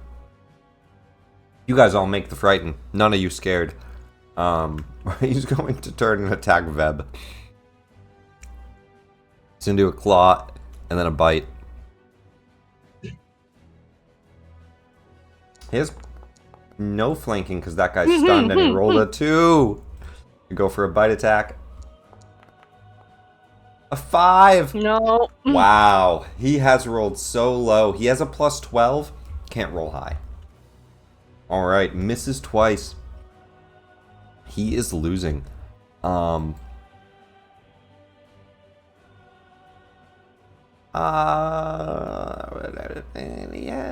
do I let it drag on another round? This guy's stunned. Top of round 3. I'm gonna say you guys get to damage him here. As long as you get him under... I'm gonna say if you get him under 50 health, he'll forfeit this round. Callian, you're up. Ay.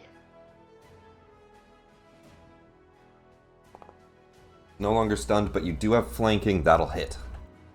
That's without flanking, so if that 30 hits. Yep.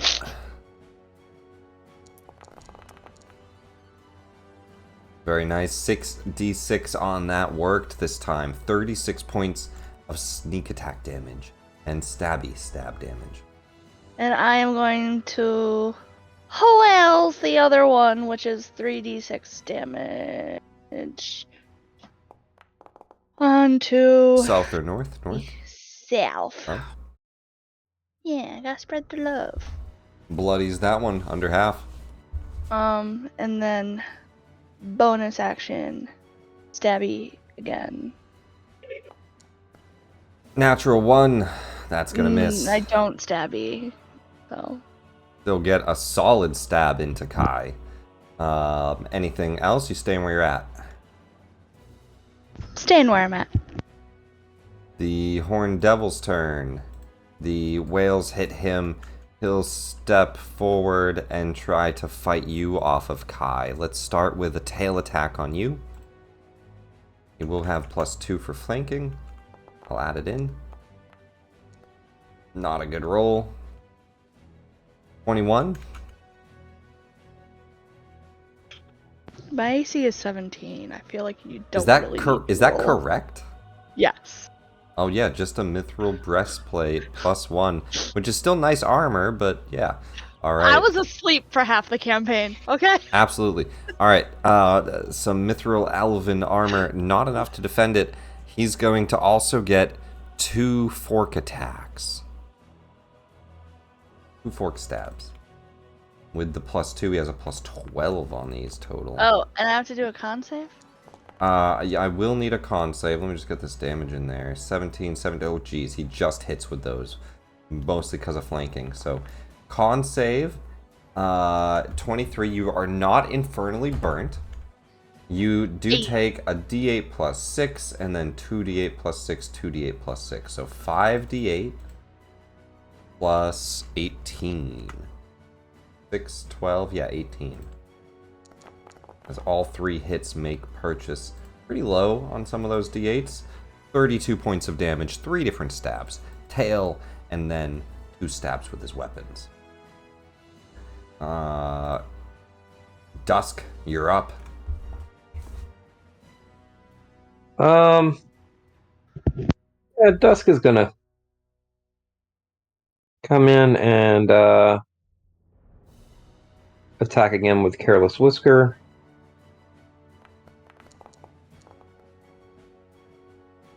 $17 misses. It's gonna miss. Well, you'd have flanking. It still misses, though. 19 misses. Try again. 22 just hits. That's AC. Alright. We're going to go ahead and apply sneak attack damage to that. 10 points of damage on the first stab. Sneak with your friends nearby. Additional 18 points. 28 on that first stab. Not bad. Switch out to the Scimitar. Scimitar will miss. Do I need to hit to get the Nick property? Reopen. When you make the extra attack of the light property, you can make it as part of the attack action instead of as a bonus action. Okay. So then I will do a final attack with the Scimitar. I think that's the wording there, is the instead of. Means that you don't do the other one. Probably right. Yeah, but it's fine. You know what, I'd rather switch over to doing it rules as written if that's how we're going to interpret it. I want to interpret it properly. I don't want to make my own interpretation, right? No, So- I get that. I'd rather follow the rules. So I think so. We can double check on it, right? But for now, it's fine. You Okay. don't need to hit. You just need to take the attack option. So one last attack. And 23 that'll hit. hits. Minimal damage, but 8 points. Oh, he still has 4 more HP. Veb will have to hit him at least once in order to I'm bring actually him to that forfeit threshold. I'm going to add my Bardic Flourish on that last hit. God, give me a D8. I need 4. I get 4.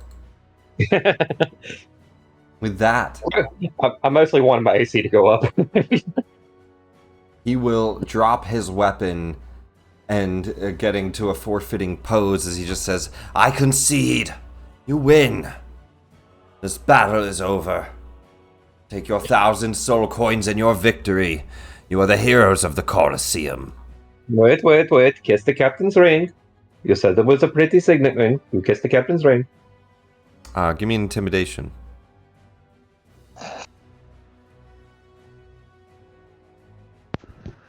You roll that one, Dusk. I suck at that shit.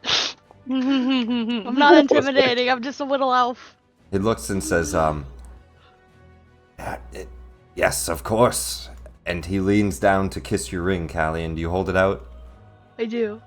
He slowly leans forward, very embarrassed. You see his red skin blush, and he kisses your ring as he has been defeated in his own Colosseum. Chell An does a mage hand, kind of a Holpez, kissy kissy with the hand, mage hand. He stands and says, "All right, enough. You have won. I will grant you 1,000 soul coins and access to the Dragon's Pride. You will enjoy a lavish stay there and be able to relax in the hot springs." Fantastic. And my fur could use a good soaking. You are formidable combatants, I must say. You aren't that bad right now either. Oh, I got my chest. I take 36 damage. Can somebody please stop this? Either heal Dusk with magic or give me a medicine check, Dusk, as you try to pat out this infernal wound. Yeah, I will try a medicine check. No, Does a healing potion work? Any It's magical okay. healing would work, yeah. Oh damn! There Have we a go. healing All right, potion. we got Cure healing coming out. No wounds. more damage coming through. 17. You get cured. Somebody hands you a potion. Callian hands you over a potion. Veb cures you. Do you want to also drink that healing potion? That'll be what, 10 health? Yeah. Yeah, sure. Yeah, so 10 points of healing as well. And combat comes to an end. And we will also do break before we head inside the Dragon's Pride. But we can... you guys... Well, first of all, you guys go back. You guys go back for your rest and victory. The crowd cheers your names. Did you guys enter with a name for this? I forget if I asked for... So what do they cheer? What do you guys tell them to cheer? What is the team name? As Kai looks and says, I thought we already did one. did we? Yeah. Did we? I forget. Yeah. Okay. I thought they were cheering balls. Well, yeah, they cheered balls. Did Okay, we never mind. did we do a team name on entry? I don't think we did. Maybe not. So Kai No, I don't looks think and we did. says, "You are the champions. What do you want them to call you?"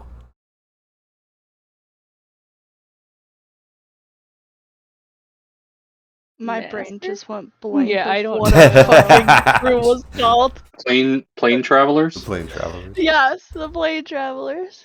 He looks and says, My brain just went no. "The heroes of the Scarlet Colosseum, the plane travelers, winners of the 1,000 soul coins, and access to Our Lady Tiamat's Dragon's Pride. You will find that- yourself access to the highest quality the casino has to offer." Is that 1,000 each or just 1,000? It's 1,000 to you guys for winning. Just 1,000. Which is in reference to actual coinage, like 10 That's 100,000. or gold. 100,000, right? So it's I'm well aware. I 10 just want more. 10 to the coin that you transferred it to, which is 10 to 1 of a gold. So it's times 100, yeah. 100,000. I was gonna be like, well, since we kind of just make up rules as we go, you added participants when you didn't say that. You didn't specify 1,000 only to all of us. So I think it's 1,000 to all three of the winners. He looks Each. and he says, "You've never dealt with devils, have you? We don't specify everything. It's like a whole part of the shtick. I know, this is you the- weren't we're getting the specific gray enough. area. You weren't. We're Yeah, not exactly. we're not fey. We don't get specific. Take your winnings and get out, or I'll throw you in the fire pits." And he desummons his horned devils. It's like you already humiliated me once. You're not fucking doing it again. We will do a break before we go there, but we will head. Before we do, we Yes. all run up to Siksa and we go, "Hey Siksa, how much did we Exactly. win this time?" Oh, here you go. Chell's just gonna scoot away real quick and just be like, Chell, do a yeah, stealth check. Siksa, why don't you tell them about that? Do a stealth check as you back away. The rest of the group looking as Seeks is standing there with like a sack of the gold that you handed them. And the rest of you just have Siksa. Siksa, what do you say? Everyone's all excited, like we're rich, and then what do you say? Six? Oh, welcome back. I kept your soul coins safe for you. I didn't hand any out to anybody. you were supposed to bet the soul coins. I was? I feel like you knew that. Siksa, do a deception. All right, come on, Sixa. Everyone can insight this once we have the DC. Deception check Hold on. on the party. DC, please 0. Oh Nat my 20. fucking god. It's an 18 DC The insight. best I can do is meets it. Yeah, I mean, Chell was right there. She can just break through the facade, Well, right? Chell, you know, but you've backed away from the conversation because Seeks is in trouble. But Seeks is just Well, I mean, like she just like shrugs. scooted away a little Yeah, bit. yeah, like, yeah. You own this, but if I mean, But she's you still see- within earshot. You're absolutely in earshot. You see, Seeksa just says, "I didn't know" to bet, and it's fully believable. Seeksa's just like straight faced. yeah. You just told me to I keep believe the coins safe. I didn't know you needed me to bet them. I'm sorry. Chell's gonna what's that guy's name? Tim Robbins. She's just gonna kind of like put on this Tim Robbins expression with her fists on her hips, like, "You sure about that? You sure about that?" What's Besides, done it is is- done. It's okay. Yeah, it is risky to gamble anyway. Especially when we had almost perished last combat. I feel like we should talk about the fact that we started with 193. Yeah, and we're what? Now we're at 5,313. I think we're doing okay. And that's Yeah. from all the casino gambling and this, or is that just from this? That's from all the casino gambling because we I turned all feel like now that our. we essentially have other points. 500,000 gold on us, we should talk about Callion's armor. That's what I feel like. Yeah. I've been rocking a 17 since level 1. I mean, Dusk only has an 18, but I have ways to boost that. You know, I mean, So wait. I have a question. What Siksa, what is your Constitution score? I forgot to set up a game for today. 16? And we have 5,000 coins.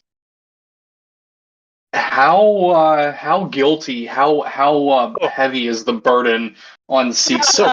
Of all the souls? Not that heavy because it's in a bag of holding. Yeah. The bag of holding that I won at the last bag of casino holding that is we still gambled intact. at. How depressed is the bag of holding right now? The bag of holding absolutely depressed beyond means. They're not sentient though, so I guess it's not depressed. It's just heavy. Well, Heavy we with will. guilt. Unless Yes, the bagman is in there. unless the bagman's in there, we will head to. It's a thing. We will head to the Dragon's Pride as we come back from break here. You guys make your way towards it, though.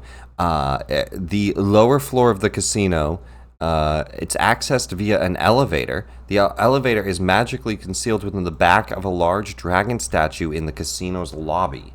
So we head back down to the casino's lobby.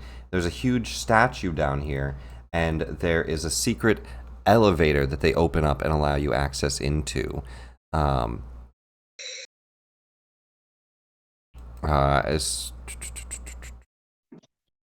you all see a magical mark appear in your hands as the pit master gives you guys access. It's like a hand tag. It looks like Shit, it's the mark of Cain. Oh no. it looks like, what does it look like? The club's mark, an enchanted tattoo of a dragon claw. Nice.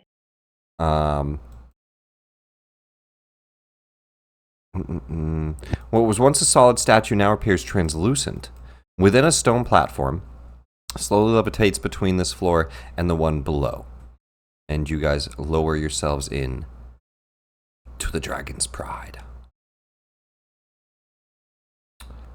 Alright, so I think that is... Where do you guys actually start? Let me put you on this map, and then we'll go on break.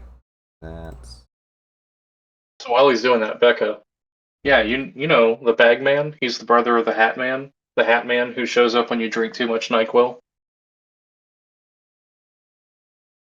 I feel like that's the way to keep the bagman out of your bag of holding is you just put fucking soul coins into it, and then every time he goes into your bag to steal your shit, he gets too depressed and just leaves.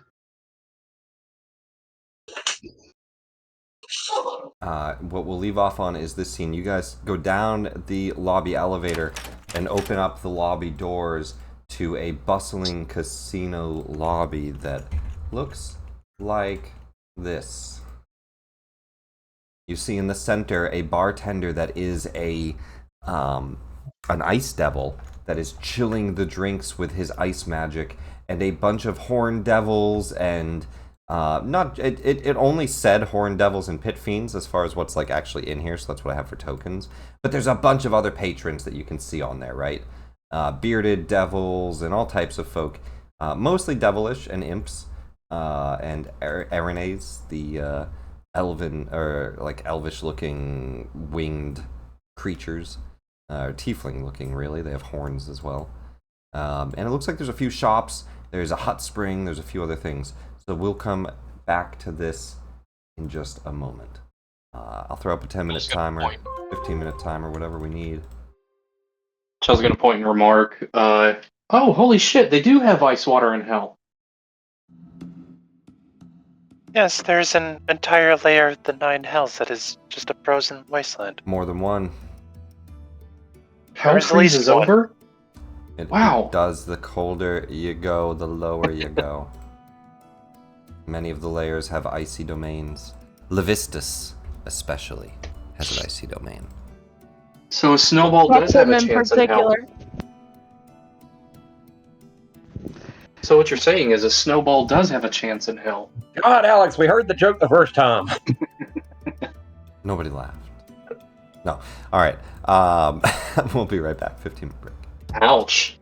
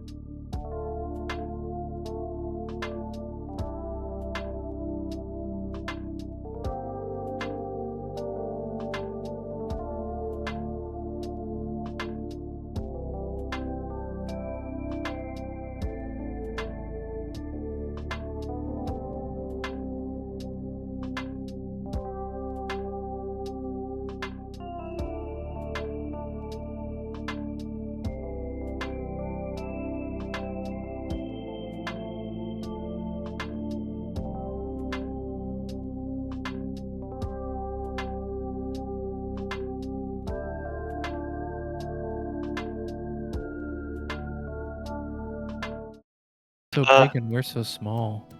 They are large tokens. You guys are medium tokens. We're just a baby. Speaking of just being babies, could Six have her short rest before coming here? Nope. We all Alright. arrive at the Dragon's Pride. Alright. They're gonna give you a long rest here. Ah, I see. Oh, thank fuck. Oh. The ceilings, floors, and walls are carved of smooth red stone that's slightly warm to the touch. 15-foot high ceilings, unless I otherwise note. They are all brightly lit by multicolor magical sconces, emanating the imagery of Tiamat as colorful lights flicker about. All of the chromatic dragon colors. Magical wards appear to surround this area as well, as you immediately can note things like your far step, phase step, and teleportation spells seem to not function at all. You believe. I'd say they'd even tell you that. You step in. Lavish couches surround low tables in a dimly lit lounge. At the center. Let me find. I don't know. What music fits this place? I don't really have like casino music. Cantina music. I don't know if I still have that. We had it originally. Da-da. I think I lost most of that. Let me search canteen. Yeah, I don't have that anymore. Let me do... Not soundboard. We're just gonna do one of the inns here. That'll have to be good enough. Good place. Alright. There we go. You see lavish couches surrounding low tables of a dimly lit lounge. At the center of the room is a circular bar. Liquid bottles on shelves flash colors in time with faintly playing jazz. So there's jazz music. While a frost blue devil pours drinks from behind the bar. He sees you all come in, and he says in Infernal first. Does anyone speak Infernal? No. I think Dust does. I can speak everything. Any standard languages, any rare languages. And whoever I talk to just understands me. Alright. Yeah, monk stuff. You see, he says, "Welcome to the Dragon's Pride. If you've earned your way down here, then you've earned a rest. We have a hot spring, suited for all type of folk, and a nice area for you to sleep. They are both run by twin Arianas. Arinias? Whatever the hell those winged devils are called. Arinias. He says, to the north you'll find the Chamber of Virtue. She runs the spa. And to the south, the Chamber of Vitia. She runs the sleeping arrangements of the inn. There's Okay. also currently a traveler salesman that we have occupying the northern room. His name is Kersokol. He runs right now an arcane jewelry store called Enchanting Arcana. But if you'd like a Okay. drink, I make all types of refreshments. And what is your name, fine sir? I'm Oganath. Thank you, Ogana. And then that relates to the group. Okay, so they got a sauna, they got sleeping arrangements, they even got a local merchant coming through here that we can talk to. I've already forgotten the name. Kersala, I don't know. Kersokol. Some- Kersokol. Kersokol? I'll Yeah, share it. Kersokol. I don't know how to say it. Chrysokol? Chrysokol? Chrysokol, yeah. Cry guy. So I am totally down for checking out the spa, but yeah. If you need help translating, just let me know. How about we go shopping then to the spa? Sure, unload all this shit and then we can clean up. He slides you all a small beverage thing of their specials. They have all types of drinks you could just buy, but they also have these 4 drinks, these cocktails. I'm sorry, 3 of them. How much will it cost to get a sample, like one of everything? Oh, they have a little price right on it. So you see, it says Blazing Bloody Jack. It costs 100 soul coins. Joker's Sky, it costs 125 soul coins. Salubra Slinger, it costs 50 soul coins. Damn, shit's expensive. He Yeah, also same has as- mundane cocktails for 3 soul coins.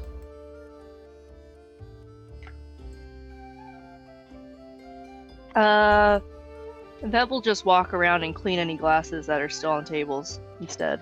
Just scavenge Samples for that way. Sure, give me a luck check. Give me a d20.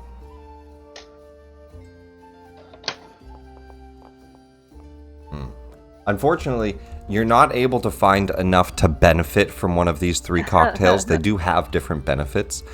You're able to absorb some, and some of them are delicious, but you're only able to get a little bit from a few of them. Am I able to figure out what they are? Are Like you your proficient with alchemy supplies or brewing supplies or anything of the No, sort? no. You are. Alchemist supplies, Am I? +9. Give me an alchemy supplies check. Oh, I do. Okay. Yeah, you're proficient with them. That's just normal roll, right? It's a +9 d20. It just gives me advantage, normal, or disadvantage. It's just Just a normal, yeah. not great. 16. No, it's good enough. Roll me a d3. See which one you sample. 2. You get enough of the Joker's Sky, which is a lustrous blue drink topped with a fluffy white cream. Not enough to gain the effect, but enough to understand this drink gives you the ability to fly. Oh. And you just see Veb like jiggle and quiver, going, "Oh, what? What do all these drinks do exactly?" And she'll ask Oganoth if he'd be willing to tell her what the benefits are. The Salubra Slinger. It's made of very good berries. It functions as an elixir of health. The Joker's Sky. Well, its fluffy cream is that of a potion of flying. And the Blazing Bloody Jack. Motes of coagulated red juice. Suspended in an amber-colored cocktail. It tastes sweet and spicy, but the sweetness comes from a potion of heroism.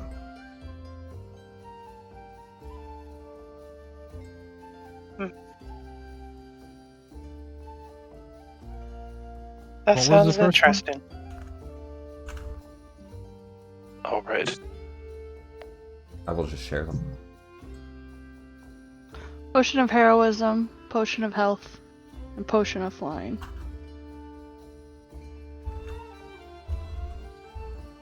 There you go. You guys can choose to order those drinks, spending some of your soul coin. To the north, there's the Enchanting Arcana. You guys head into the gem store? I believe so. Yeah. Yeah.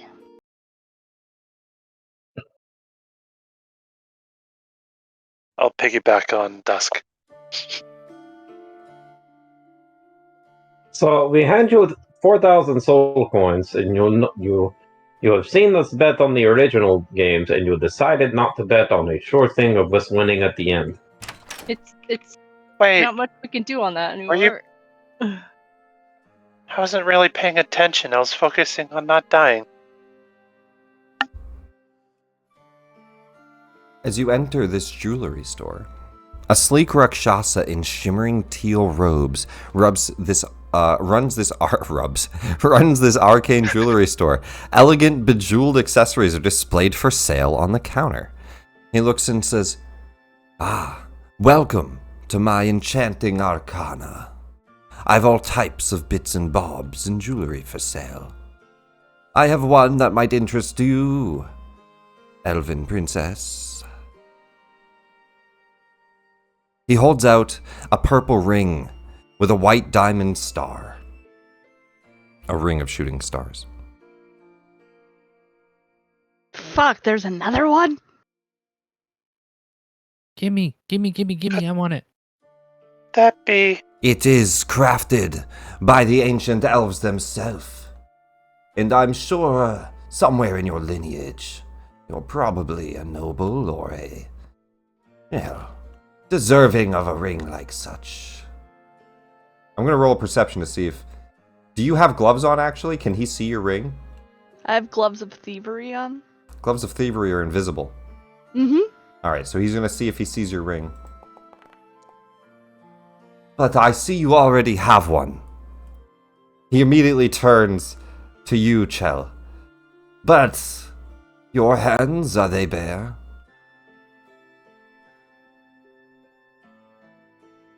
For 2,000 soul coins, this could be yours. Remind me, what does the ring of shooting stars do again? Hold on. Backstory stuff wise, you know that the royal family used the ring of shooting stars to command their dragons. As well, it has a lot of magical ability. It's a very rare ring. But is it 200,000 gold rare? It's 120,000. how Just much is it saying. actually? In the listing. In the listing, it's It is 120,000. showing You know he's upcharging for its rarity because it is a one of a kind. They're only crafted 2 of them per kingdom, and there weren't that many elven kingdoms left. Especially not the one we destroyed. Chell bounces and looks at Callian. Let's look at everything before we opt to buy. How much do we have anyway in total? 5,313. You can see Gold? he also displays 2 black jade pendants, each worth 300 soul coins. They're amulets of proof against detection and location, and a brass necklace hung with citrine spheres, a necklace of fireballs. That, he says, is worth 1250. He says, all of these items are extremely rare in the Hells. There's a bit of an upcharge. I understand you might have access to them in your elven land for cheaper. But I promise you 2,000 soul coins is the cheapest you will find such a rare artifact for. You guys can insight check him.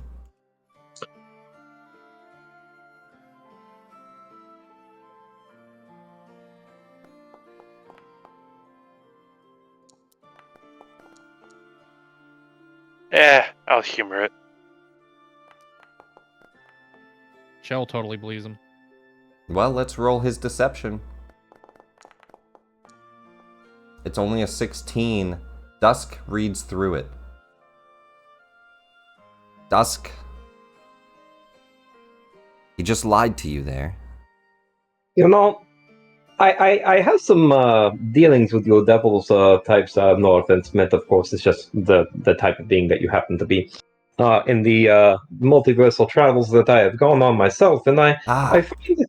I am not a devil. I am a Rakshasa. I'm sorry, aren't Rakshasas types of devils? I'm a fiend. Oh, fiend, sorry. Yeah. My bad. My apologies.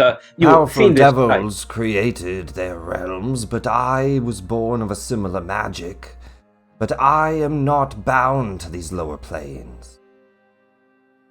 Right. That's exactly what I was getting at. I've run into your, not, I don't say types, but species of being before, and I find you tend not to be the most honest of barterers. You know, myself as a pirate, I have a distinct knack of these kind of things that I feel that, as you say, we would find them elsewhere. You have also found these elsewhere as well, and they're just trying to, hook the bigger fish, as they say. I think you're overcharging us. Ah. Well, you are right. I have unfortunately lied to you. You have a See, keen no, isn't this ear. better where we're all honest together?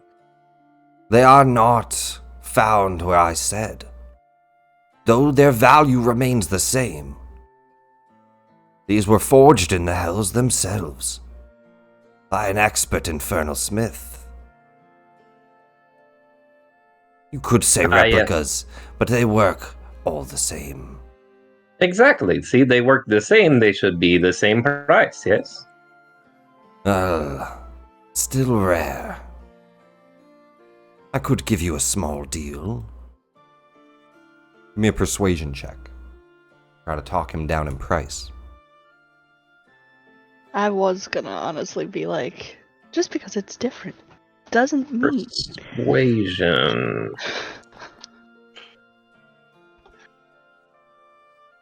That is a success. He looks and says, I'll offer it to you for 1,400 soul coins. I'll give you 600 off. Now see, that sounds a little bit closer to a good deal to me.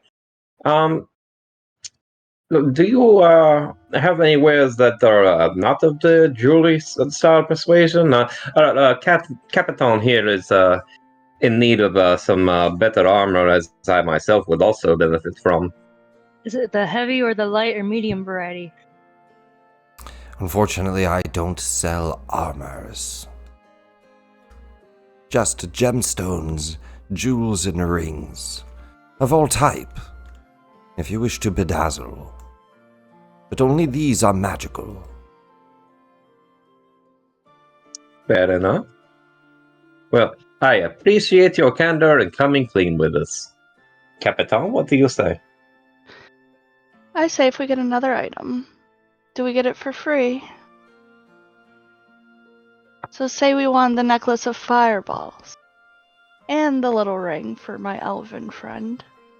Is the fireball necklace free? You're trying to run me out of business. Hey, we're still paying you a decent amount of money. Ooh, we're just trying to get an honest shake out of you, friend. Callian, give me a persuasion as well. See if you can Can I talk have him. advantage? Yeah, see if you can talk him down. I get advantage. Okay, hold on. Well, a 21 makes it, which is your Wow. minimum. I have to roll again. It's your minimum. Still 21. Yeah, so that does make it DC 20. He looks and he says, all right. We'll say 1,800 for both. That brings that 1,250 down to just 400. Don't know, Captain. That sounds like a pretty good shake to me. It's still overcharged on that necklace, but we'll do it because I don't want this ring. We could use it in the future as well to confuse my uncle. Well, if you don't want the ring, it would look very nice on my hand. No. I believe Chala's getting you have the to ring. attune to it? Okay, good. Chell scowls. He you do have to attune to it. FYI. he Yeah, slides I know. over the ring and the necklace and says, is it a deal then? 1,800? Yeah. We'll do 1,800. A pleasure doing business with you. Thank you for visiting the Enchanting Arcana. Are you interested in any regular jewels or jewelry? Diamonds? Anything of the sort? I don't believe we have anyone of our party that makes use of diamonds anymore. Veb, do you need diamonds? That's good. Okay. This is At least- probably your best diamond source at the moment, should you need any Wait, diamonds, wait. rubies, I don't encrusted see bowls for diamonds Hero's in Feast. I guess we do need diamonds, unless it's in a shared bag somewhere. The I don't person who think did we've- Heroes Feast is dead. Well, all right. Well, then Yeah. there's that. Okay. I'm just saying, if there's any spells that need any gems or jewels or anything of the sort, this is your source right now. So, if you need anything, this is the time to buy it. And but that's really all he has to offer. So you guys purchased the Ring of Shooting Stars and an amulet, or I'm sorry, necklace of fireballs. So Chell gets the ring, and the necklace goes to. Chell just used some of hers, so I figured, It's just a replacement. Yeah. Okay. I don't need it. I'll take No, it. I mean, I guess so. Yeah, sure. Why not? I have 3 charges left. Yeah, only Sure, 3 Yeah. charges left. You used it to use up. heal all the golems. Oh, You're no. welcome. That may be quite interesting. All right, so we just have in the bag of holding at the moment an extra necklace of fireball. You guys can grab at that, whoever needs it when they need it, I guess. But Chell, I'll add I that would ring like to it. you. Do you want it, Dusk? Yeah, I'd like it. Is it? It's not a tumor, right? Yeah, I No. think so. Currently, my ranged option is hand crossbow. Oh, yeah. All right, you hold on to it for now. Then 9 out of 9 charges. Necklace of fireballs. I show him my ring of spell storing. Would he be interested in buying that? Yeah, you can sell things to him. Yeah. What does he offer me for my ring of spell storing? Let me see. What does that sell for? 1,400 or 14,000 Yeah, is what 14K. it's on the list. Say he'll offer 70% in soul coin.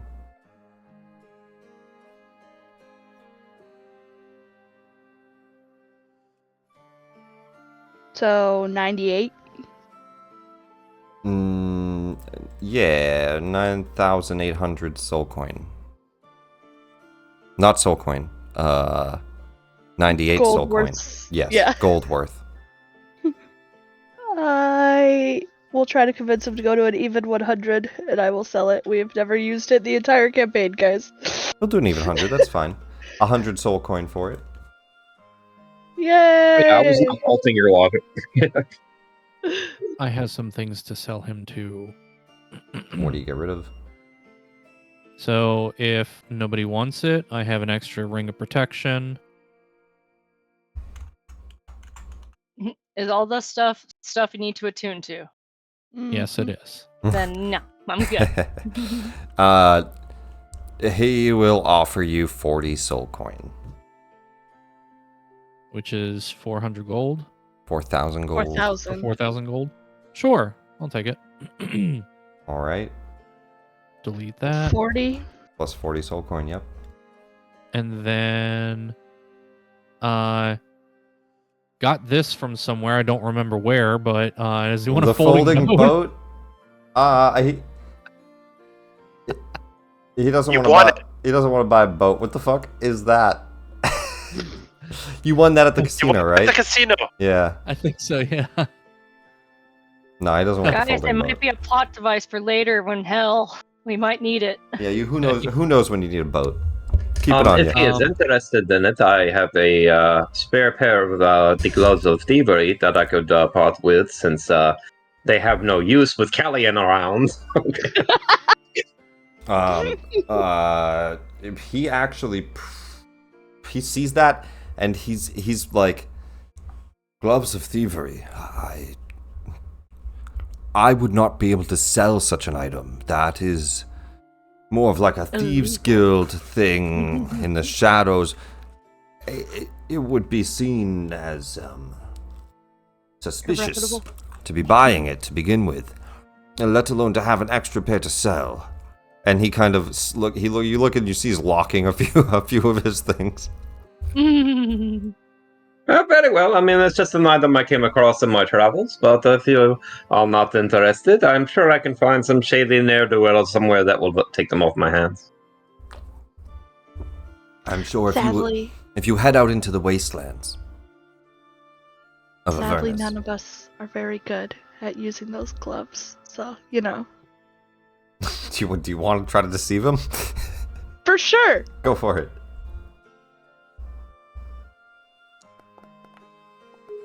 Natural one. He looks and he says, 16! well, that's true. That's true. He has a +8. Let's roll it. Only a 3. He says, Holy shit. that is good to know. I have limited wares.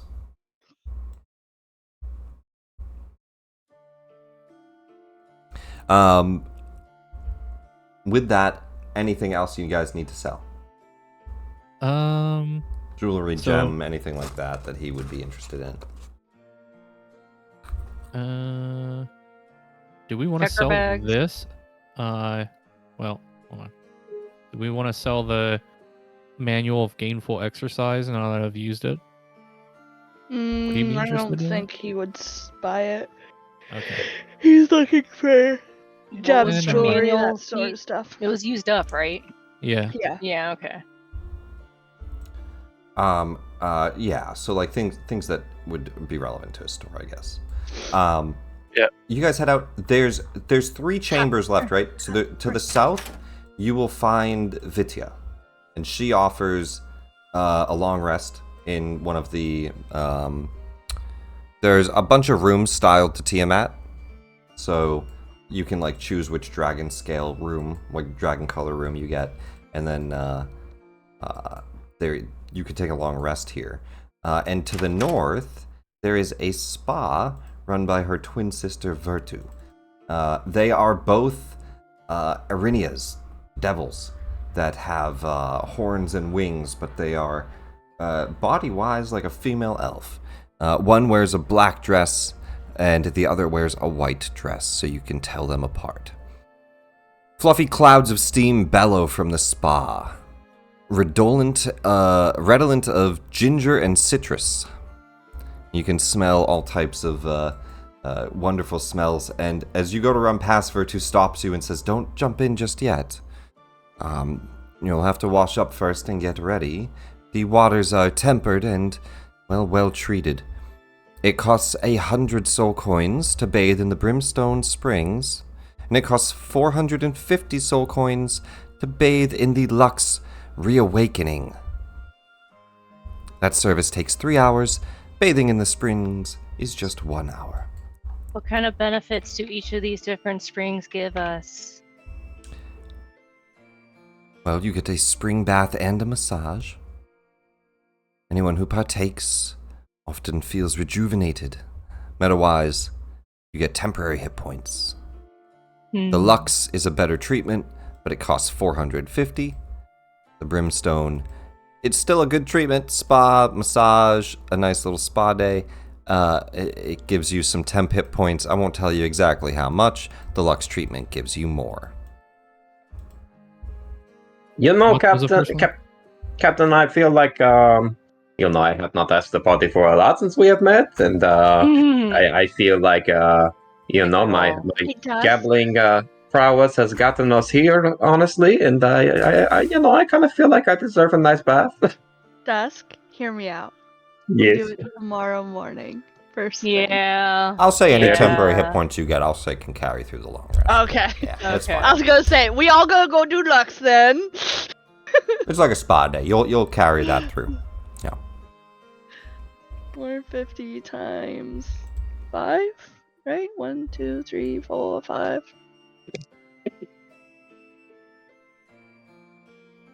Virtu says, "Perfect. And we'll get you each set up."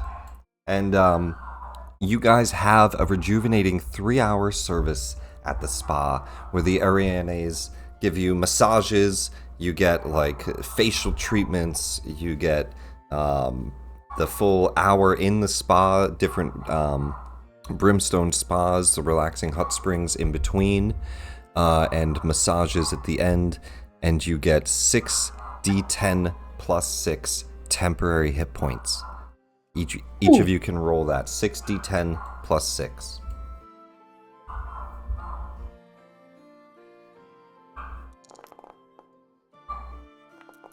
Nice. Oh, oops.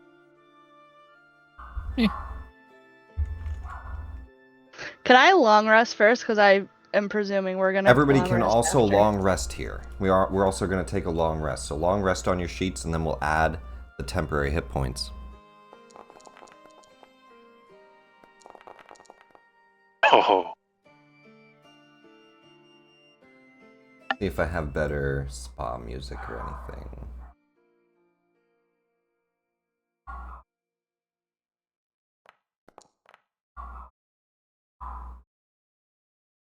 How much better that'll be. I was gonna attempt to flirt with Virtue, then I realized I don't speak her language. She speaks telepathically in your minds. Yes.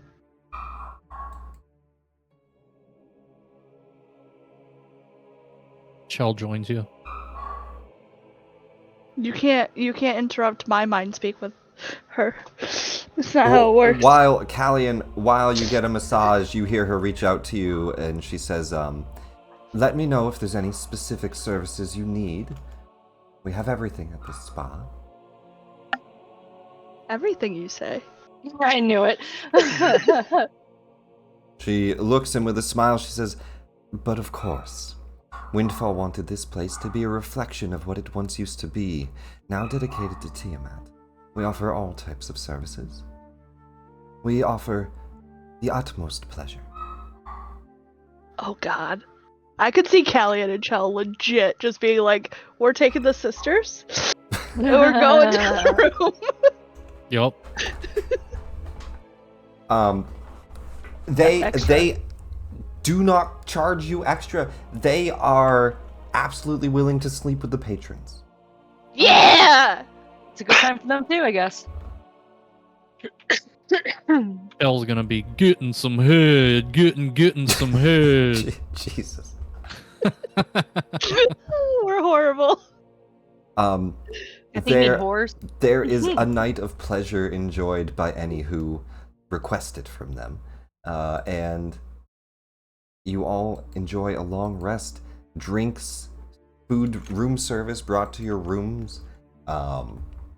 An enjoying day in the spa. Is there any roleplay between all of you that you want to cover during this day? Any conversation, any moment in the hot springs where you discuss anything that's actually roleplay or relevant, or anything that anybody wants to cover or do in the next couple, we'll say the rest of the night and into tomorrow? Is anyone in the party super bashful about getting naked and into a hot springs with anyone else from the party? Narp. I was already aware Feb was not. Six has got like a cloak, and that's all she's wearing for clothing. She's practically always naked. So Dusk, Chell's already naked and swimming. Yes. you bashful at all? Or Well, you no, just Dusk is okay? already completely naked and getting in the water. Gotcha. So we don't have any of those awkward moments, at least, Nick. Nope. The party enjoys the hot springs together. Massages, deluxe treatments, food, drink. Does anyone get drunk? Twinkle.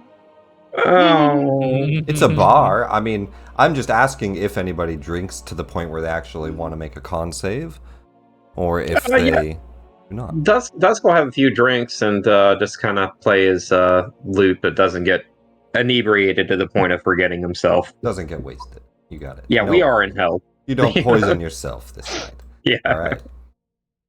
Chell doesn't get wasted immediately, but I mean, let's see what happens when she's in the room with the devil lady. She has a little bit more to drink. If you think you drink enough to potentially be drunk, give me a con save. See if it affects you to that level.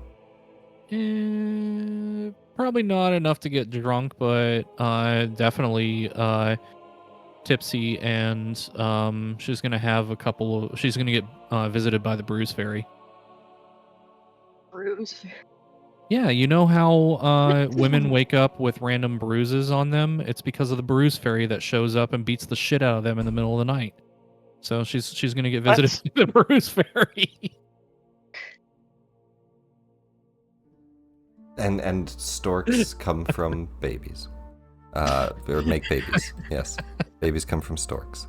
You know what I mean? There's a college humor skit about the I- Bruce Fairy. Yeah. With that,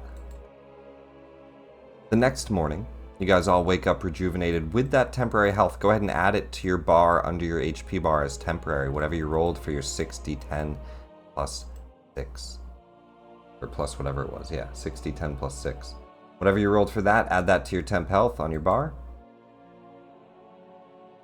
You guys are invited into a meeting with Windfall in his back chamber. Her back chamber. It's a her, not a him.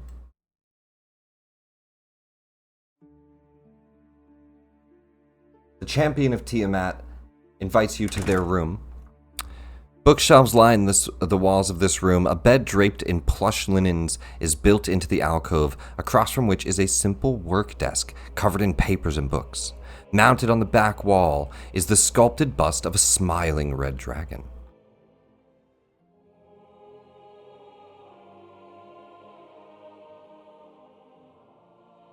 You can see there's a bunch of historical and religious texts written in Draconic on the table for anyone that can understand it, and on the shelves. And they seem to have been in the middle of some serious study, but they bow to you as you enter, and she says, "Welcome, our honored guests. I honestly didn't think you'd make it to the Dragon's Pride, but I am glad to see that the Pitmaster saw you fit. Excuse the mess, have been rather busy the last few days. Nonetheless, you are guests of Tiamat here. She did wish for me to speak to you on her behalf."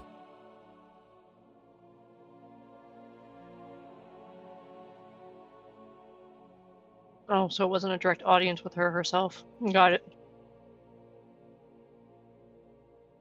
Give me an insight check. Hmm.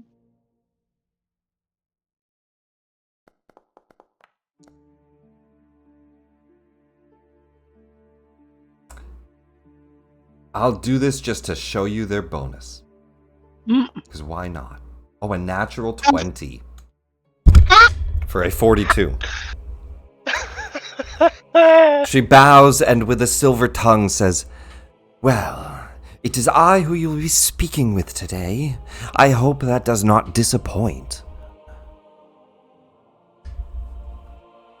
No, not at all. And Veb kind of pushes Chell forward. Hey. Why don't you handle the talkie-talkie? Chell pushes Callion forward. That's the Oh captain's yeah, job. Captain, this is your job. push the other elf forward. Here. And what were you looking to talk to us about? You are recruits from Shameska, yes? Yes. Yeah, Well, Dusk will push Callie and Anchel behind. You know, yes, we are recruits from Shaneska. She has seen fit to our abilities and prowess that we may offer our services to the great Dragon Queen down here in the Hells. And, of course, we would wish to extend our loyalty and services to her personally as we swear our oaths to her, if that would be amenable. she says with a wide smile, "You need not swear an oath to Tiamat. We do not wish to take from what you have. We just wish for your services and your faith, loyalty, but not to change your outlook." Well, I think we also want to ask Tiamat how exactly she plans to carve a special space away from Vecna. How does she expect one obelisk to stand up against the She shrugs and says, I don't know, dozen or more that Vecna might have? He has 11. Okay, close enough. The 11 that he has, I'd like to talk to Tiamat and understand how exactly she plans to stand up against that much power. I still remain to be convinced. It is not to stand up to it from what I understand of her plans. No, instead we sculpt our own realm. We already have what we need. But what else we need is more power. To get more power, we need to take out others. And so your task will be a simple one. You have access to Sigil, one of few, and you have proven yourselves as champions. Divine sparks within you. You have to take out the Lady of Pain. Chell busts out laughing. You cannot be serious. But I am. Okay, hold on a second. She's kind of You are bidding for an offer upon deific abilities and a deityhood among a new pantheon. What we have to offer is greater than any other. You are simply mercenaries to execute the lady. It is not a hard task. Chell shakes her head and steps forward and says, You don't understand.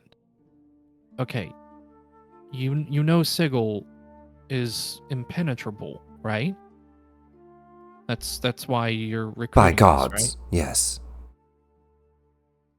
It's impenetrable By because gods. of the Yeah, it is impenetrable because of the Lady of Pain. She exceeds the power of many gods. How do you expect us to kill that? Just first and foremost.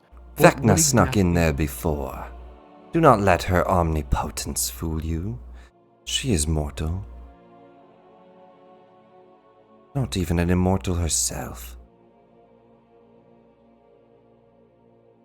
We know of her. Still, you're suggesting that we have the ability to take out somebody who has the ability to keep gods out of her domain? You really must overestimate us, or this is exactly why I wanted to speak with I Tiamat. will offer you a secret.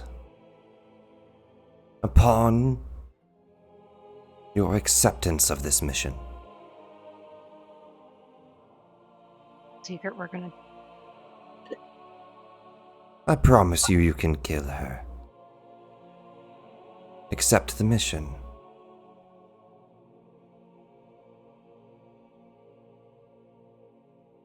Chell looks back at Callian and then looks over at Windfall and says,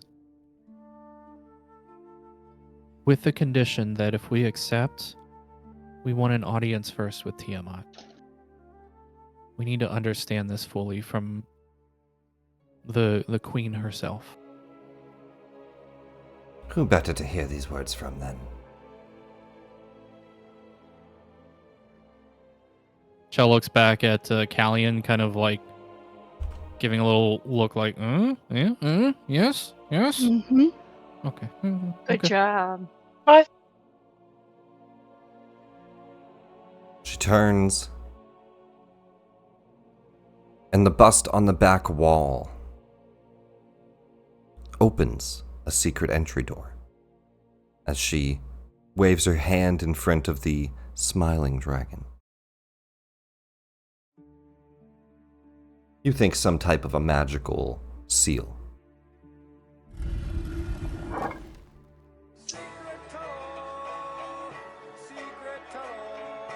It is indeed a secret tunnel, I hate you. inside guess of we- which you It's all- Tiamat. It's not Tiamat. Mm-mm. Not yet. That's a little bit of ways down. We are heading into Tiamat's lair, but inside of which is a piece of the Rod of 7 Parts.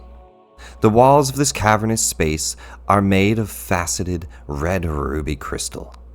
A thin tunnel juts from the back of the cavern and leads into darkness, which seems to be where Windfall is heading.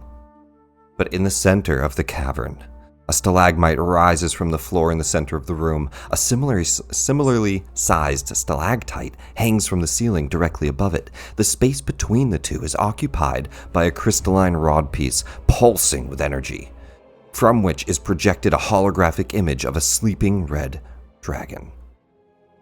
Windfall watches past, looking intently at the holograph. Follow me. I'll bring you to her lair. Is this thing going to wake up? It's not a thing. His name is Sardior. And by Why all does he means, have- I hope so. Why does he have that see-through look to him? You guys can all roll religion checks on Sardior. And she says, it's just a hologram. With time, I hope to bring him back. Ah, so he is gone from this world, as they say. Dead and Dusk and Callian do not know who Sardior is, but the other 3, Veb, Sixa, and Chell, have heard the tale of the Ruby Dragon. Sardior was Tiamat's favorite male dragon. He was a ruby dragon that rebuked his people's typical red aggression. Instead, he was peaceful and happy. Oh. According to one dragon, that's not possible. They're all born a certain way. It's one gold dragon. Fuck him. Yet you find the one dragon who That was did it. not. Mhm. And on a 26, Yeah, we already did. His name's Veb. Callian. Yeah. Veb, you know Mhm. that ever since Sardior was slain, red dragons have never been happy again. They're always So angry. he's why Khalil can't be happy. Who killed him? I should go kill them. She looks and Mhm. she says, Bahamut. Really? Yes. Why? If he was a nice red dragon, why would they do that? It was just happy. It was in a war. Anyway, It said he chose not to. Oh, okay. But Probably why It would he was- fight back in to war if he was Tiamat. happy? Man, he all is y'all still spiteful loyal to bitches. Tiamat. He is a red Okay. dragon, after all. Why didn't somebody just resurrect him or something? What gives? Maybe it's different for dragons. In the way he was slain, you are not brought back. Follow me, there's a long cavern to Tiamat's lair, and we will have to pass Drexavinix, and you will have to convince him that you are not a threat.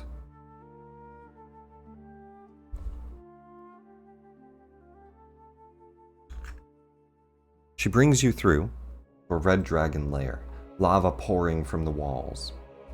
In front of you, an ancient red dragon stands before a double stone door. On it, the motif of a multi-headed dragon. He stands from his slumbering position on top of a pile of gold coins, and he roars as you enter towards him. Windfall bows and says, "Good morning, Drexavinix. It has been some time since I ventured back here. I take it you've not had visitors since, but today I bring you someone new. These champions are here to fight for Tiamat, and wish your permission to speak with her directly." And she looks to you and gives like a convincing nod and steps to the side with the bow. You must provide a compelling reason to enter, or he attacks you.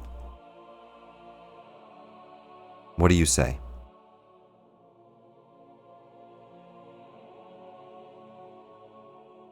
We wish to understand Tiamat's plan of how he intends to, or how she intends to, not Pro- fight, but resist Vecna and avoid the greater power, potentially greater power of his magic, given that he has, 10 11. more obelisks than she does.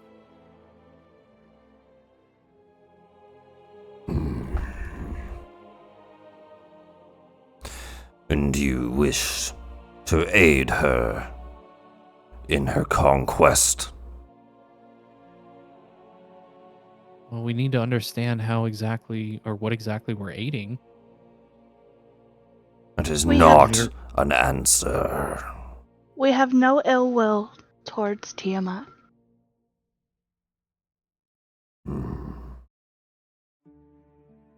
I would like a deception check. With advantage? With advantage. Oh, Natural 20. oh, He only Oh. has an insight of +2. Windfall's gonna incite you, though.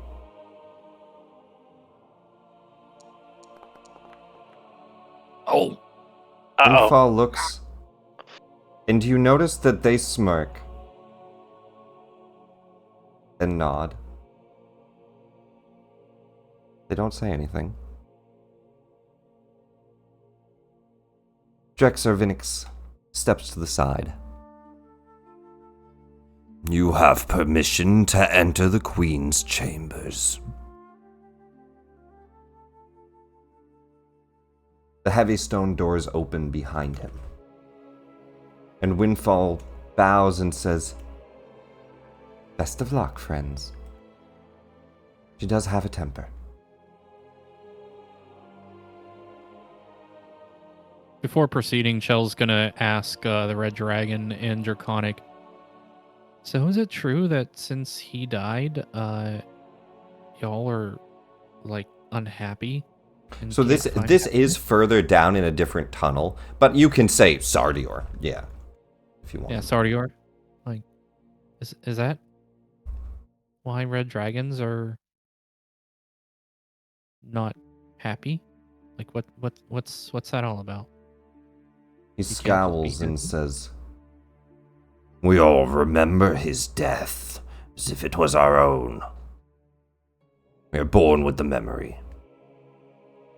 Step aside."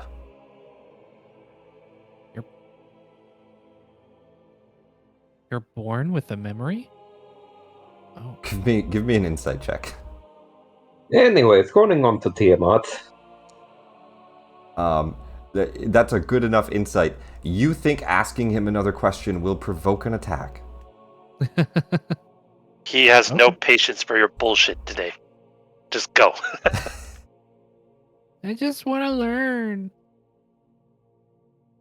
And read a book, He's maybe. unfortunately not much of a No. teacher. He looks quite angry. You all step into the dragon's temple. Windfall gives you a bow and steps away. The doors close you in here. I can move your tokens across, but you find your way stepping into first a chamber that overlooks... you can see like some ritual areas to the north, but it overlooks Tiamat herself. And she watches you through glass windows as you come down, and you can see her standing there in all of her glory. I will share her art here. Oh, that's a big dragon. As you She's just see gonna- all of her 5 dragon heads, the central one, the red dragon head, sitting on a small stone in the center of a pool of lava. Tell Kellyan, please tell me there was a plan when we came down here. No. I had that plan, but it seems kind of superfluous now, as my plan was to stab the big dragon. That's a very big dragon. Yes. Well, Maybe don't say that I'm out not loud. sure. Well, you could talk to Sixa telepathically, and she could just play Okay. relay. Okay. Would we like me to do the talking? Yes. Are we planning on doing talking? Are we planning on attacking? What is our objective? I plan on eating some Regisar jerky. Oh yeah, that's a good idea. What is this jerky everyone has? I've never seen this. I'ma do the same. I have another piece and I give it to Dusk. Yay! Num num num num. Alright, all of you eat upon the Regisar jerky. It gives you a buff against magical effects.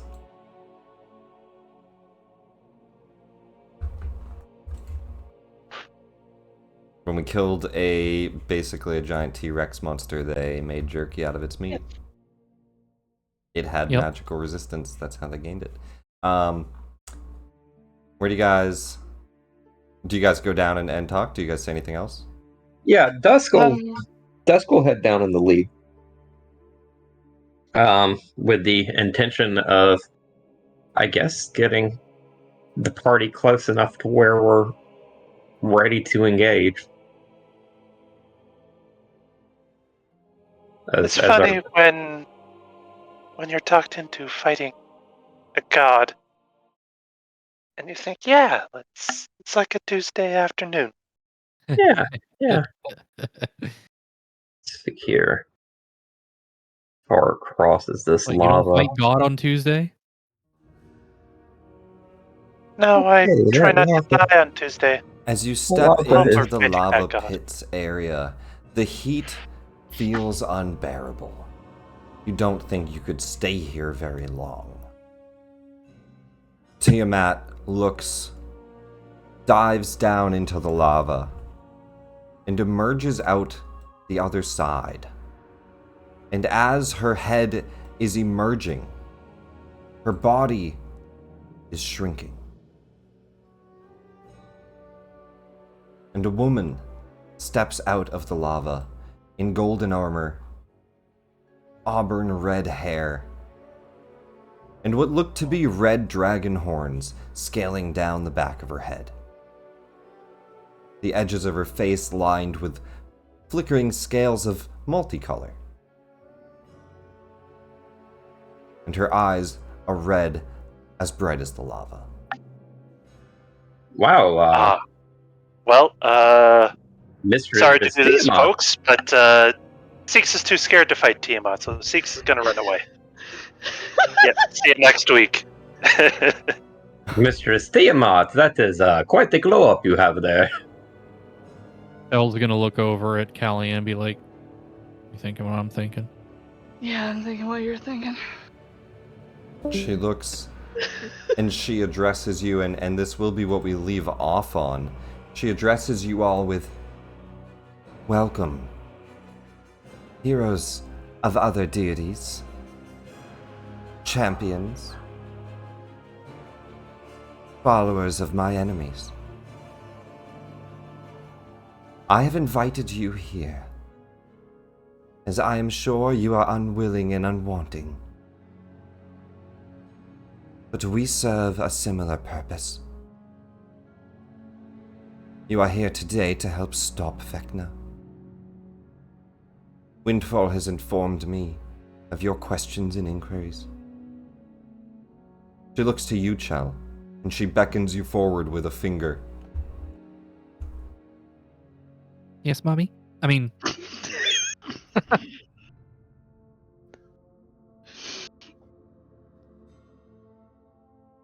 Shell It is steps you forward. She's gonna smite you. who is so reluctant to battles Sigel's leader, yes? I was about to be made example of. The Lady of Pain? You fear her? Well, it's more I revere her because she has the ability to literally keep gods out of her domain. And you're asking us to kill that? She has no such ability. She has an obelisk. Oh. I'm asking you to acquire it.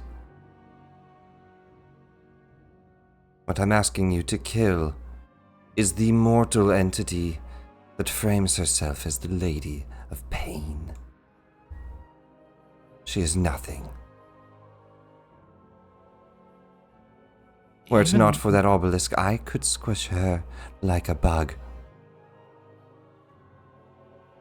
Yeah, on the note of obelisks, that's something that I just don't understand out of all of this. So you have 1. Vecna has 11. How do you expect to use 1 obelisk to resist the power of his 11? I don't Well, understand how you think that. Apparently, one of them can keep gods out, as we've seen. So, But given the fact that Vecna has 11 of them and is literally planning to rewrite everything, including writing gods out of existence, you would expect that having multiple obelisks would give him More more power, power than and they 1 do. obelisk gives you. They give him more than just what he needs. But I have exactly what I need to make sure that he doesn't have full control. My obelisk is powered by Soulcoin. It has an infernal engine attached. Our own invention down here in the house. Forged by a smith. But how can you be so certain that it'll work? Because Surely that is this its hasn't- function. Surely this hasn't been tested or anything. I mean, how would you test it other than just fighting Vecna, I guess? plot But device. what if it fails? It will not, and that is mine to concern over. You know I do not want to die, and you can guarantee I will do everything to make sure that does not happen. It just seems like a lot to stake on when there's so many potential uncertainties to it. You are just afraid. Still. So I'm sorry. Just to be clear here, you are on the side of wanting Vecna to destroy the universe and remake it in his own image, and you benefit from that somehow. I am on the side of making sure that there is more to his universe than just him. Hmm. Our own pantheon. You all hold divine sparks, bits of magic, chosen, in a way. I offer you a chance to carve out your own domains. I shall be the ruler of the Hells, in place of Asmodeus. What you choose to rule over will be your own liking. Are you sure that he's not also hatching the same kind of plan and might try to counter yours? I'm sure that he's unaware of it. But I need the Lady of Pain out of the way. Because it is her who is the true deceiver in all of this.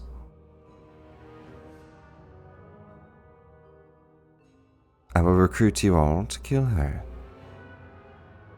And in doing so, you grant yourselves deityhood.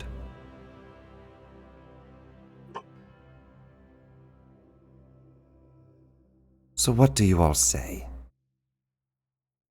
Are you up for the challenge? Are you willing? Well, gang, I don't know about you, but that sounds pretty good to me. Dusk will proceed forward and offer his hand out. But what kind of gods are we gonna be? Are you gonna be like the god of pirates? You'll know, pirates, deceivers, roguish good looks. I had questions of another sort. Oh, well, go ahead and ask more questions. That's what we're here for. I will reach into my bag of holding and I will pull out 3 solar dragon eggs Yeah. that I still have, Yeah. but I have been unable to hatch. For fuck's sake.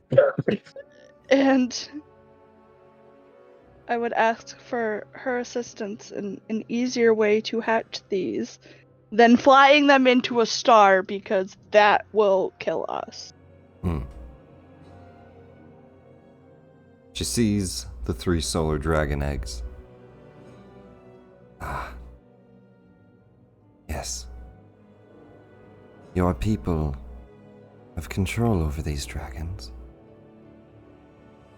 They are not one of mine nor Bahamut's. You wish for me to awaken them? I do.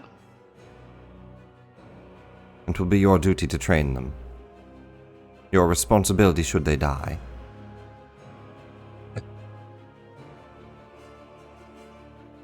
I am prepared for 2 as of now. We have 2 rings that assist in controlling them. Oh, you know the rings just work, like, on all of them. On all of them? Yeah, it's just like Okay. if you have So a we ring, are the if you motor have a dragon. ring on, they obey you. Sweet! So that us 2 can control all of them. Yeah. You see, she says, "Fine, agree to killing the Lady of Pain, and I will awaken your solar dragons and age them." Thus will try to stealth the message cantrip to Callian.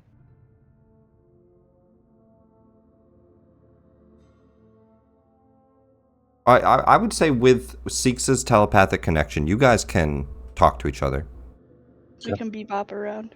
Capitan, are we switching sides? Are we doing this? Because now is the time to decide. I'm about to stab the pretty dragon lady. Give me a minute. Oh, okay. Recalculating. This is a long damn minute, Captain. I mean, let's not be so What? hasty. I mean, I could I'm easily be a god of extremely uncomfortably close to the dragon lady right now. food. Is And there any travel. way you could do that now? It would assist us in the whole Sigil fight that will surely break out. I can age them to make them at least large enough to ride. I will ask that you first agree. You will take out the Lady of Pain. We have a deal. I agree. If you age him now. She smiles, and as you say I agree, you see an infernal contract appear, and your name sign in a fiery red ink. And then it disappears. I'm sure nothing will bad come from that. And she looks and says, "Perfect. Then I shall reveal the secret. One that even Vecna does not know. The lineage of elves that pretend to be the Lady of Pain." Oh, so it's a generations of a lie. Generational lie, hidden, and a chain broken. She looks to you, Chell. Her mother. You are to slay your own mother, the current Lady of Pain, and in doing so, take your rightful place. Oh, El Simagani clatters to the ground. Excuse me, fucking what? Why do you think she didn't want you to find her? She always knew where you were. Mommy wouldn't let her little child get too far. And with that, we'll pick up here next week. You guys would see. Callian did not say we agree. She said, "I agree." Yeah. So at least Only she is Callian's bound. name signed. I was very thankful for that. She's well aware of what she just did. Yeah, because Yeah. Dusk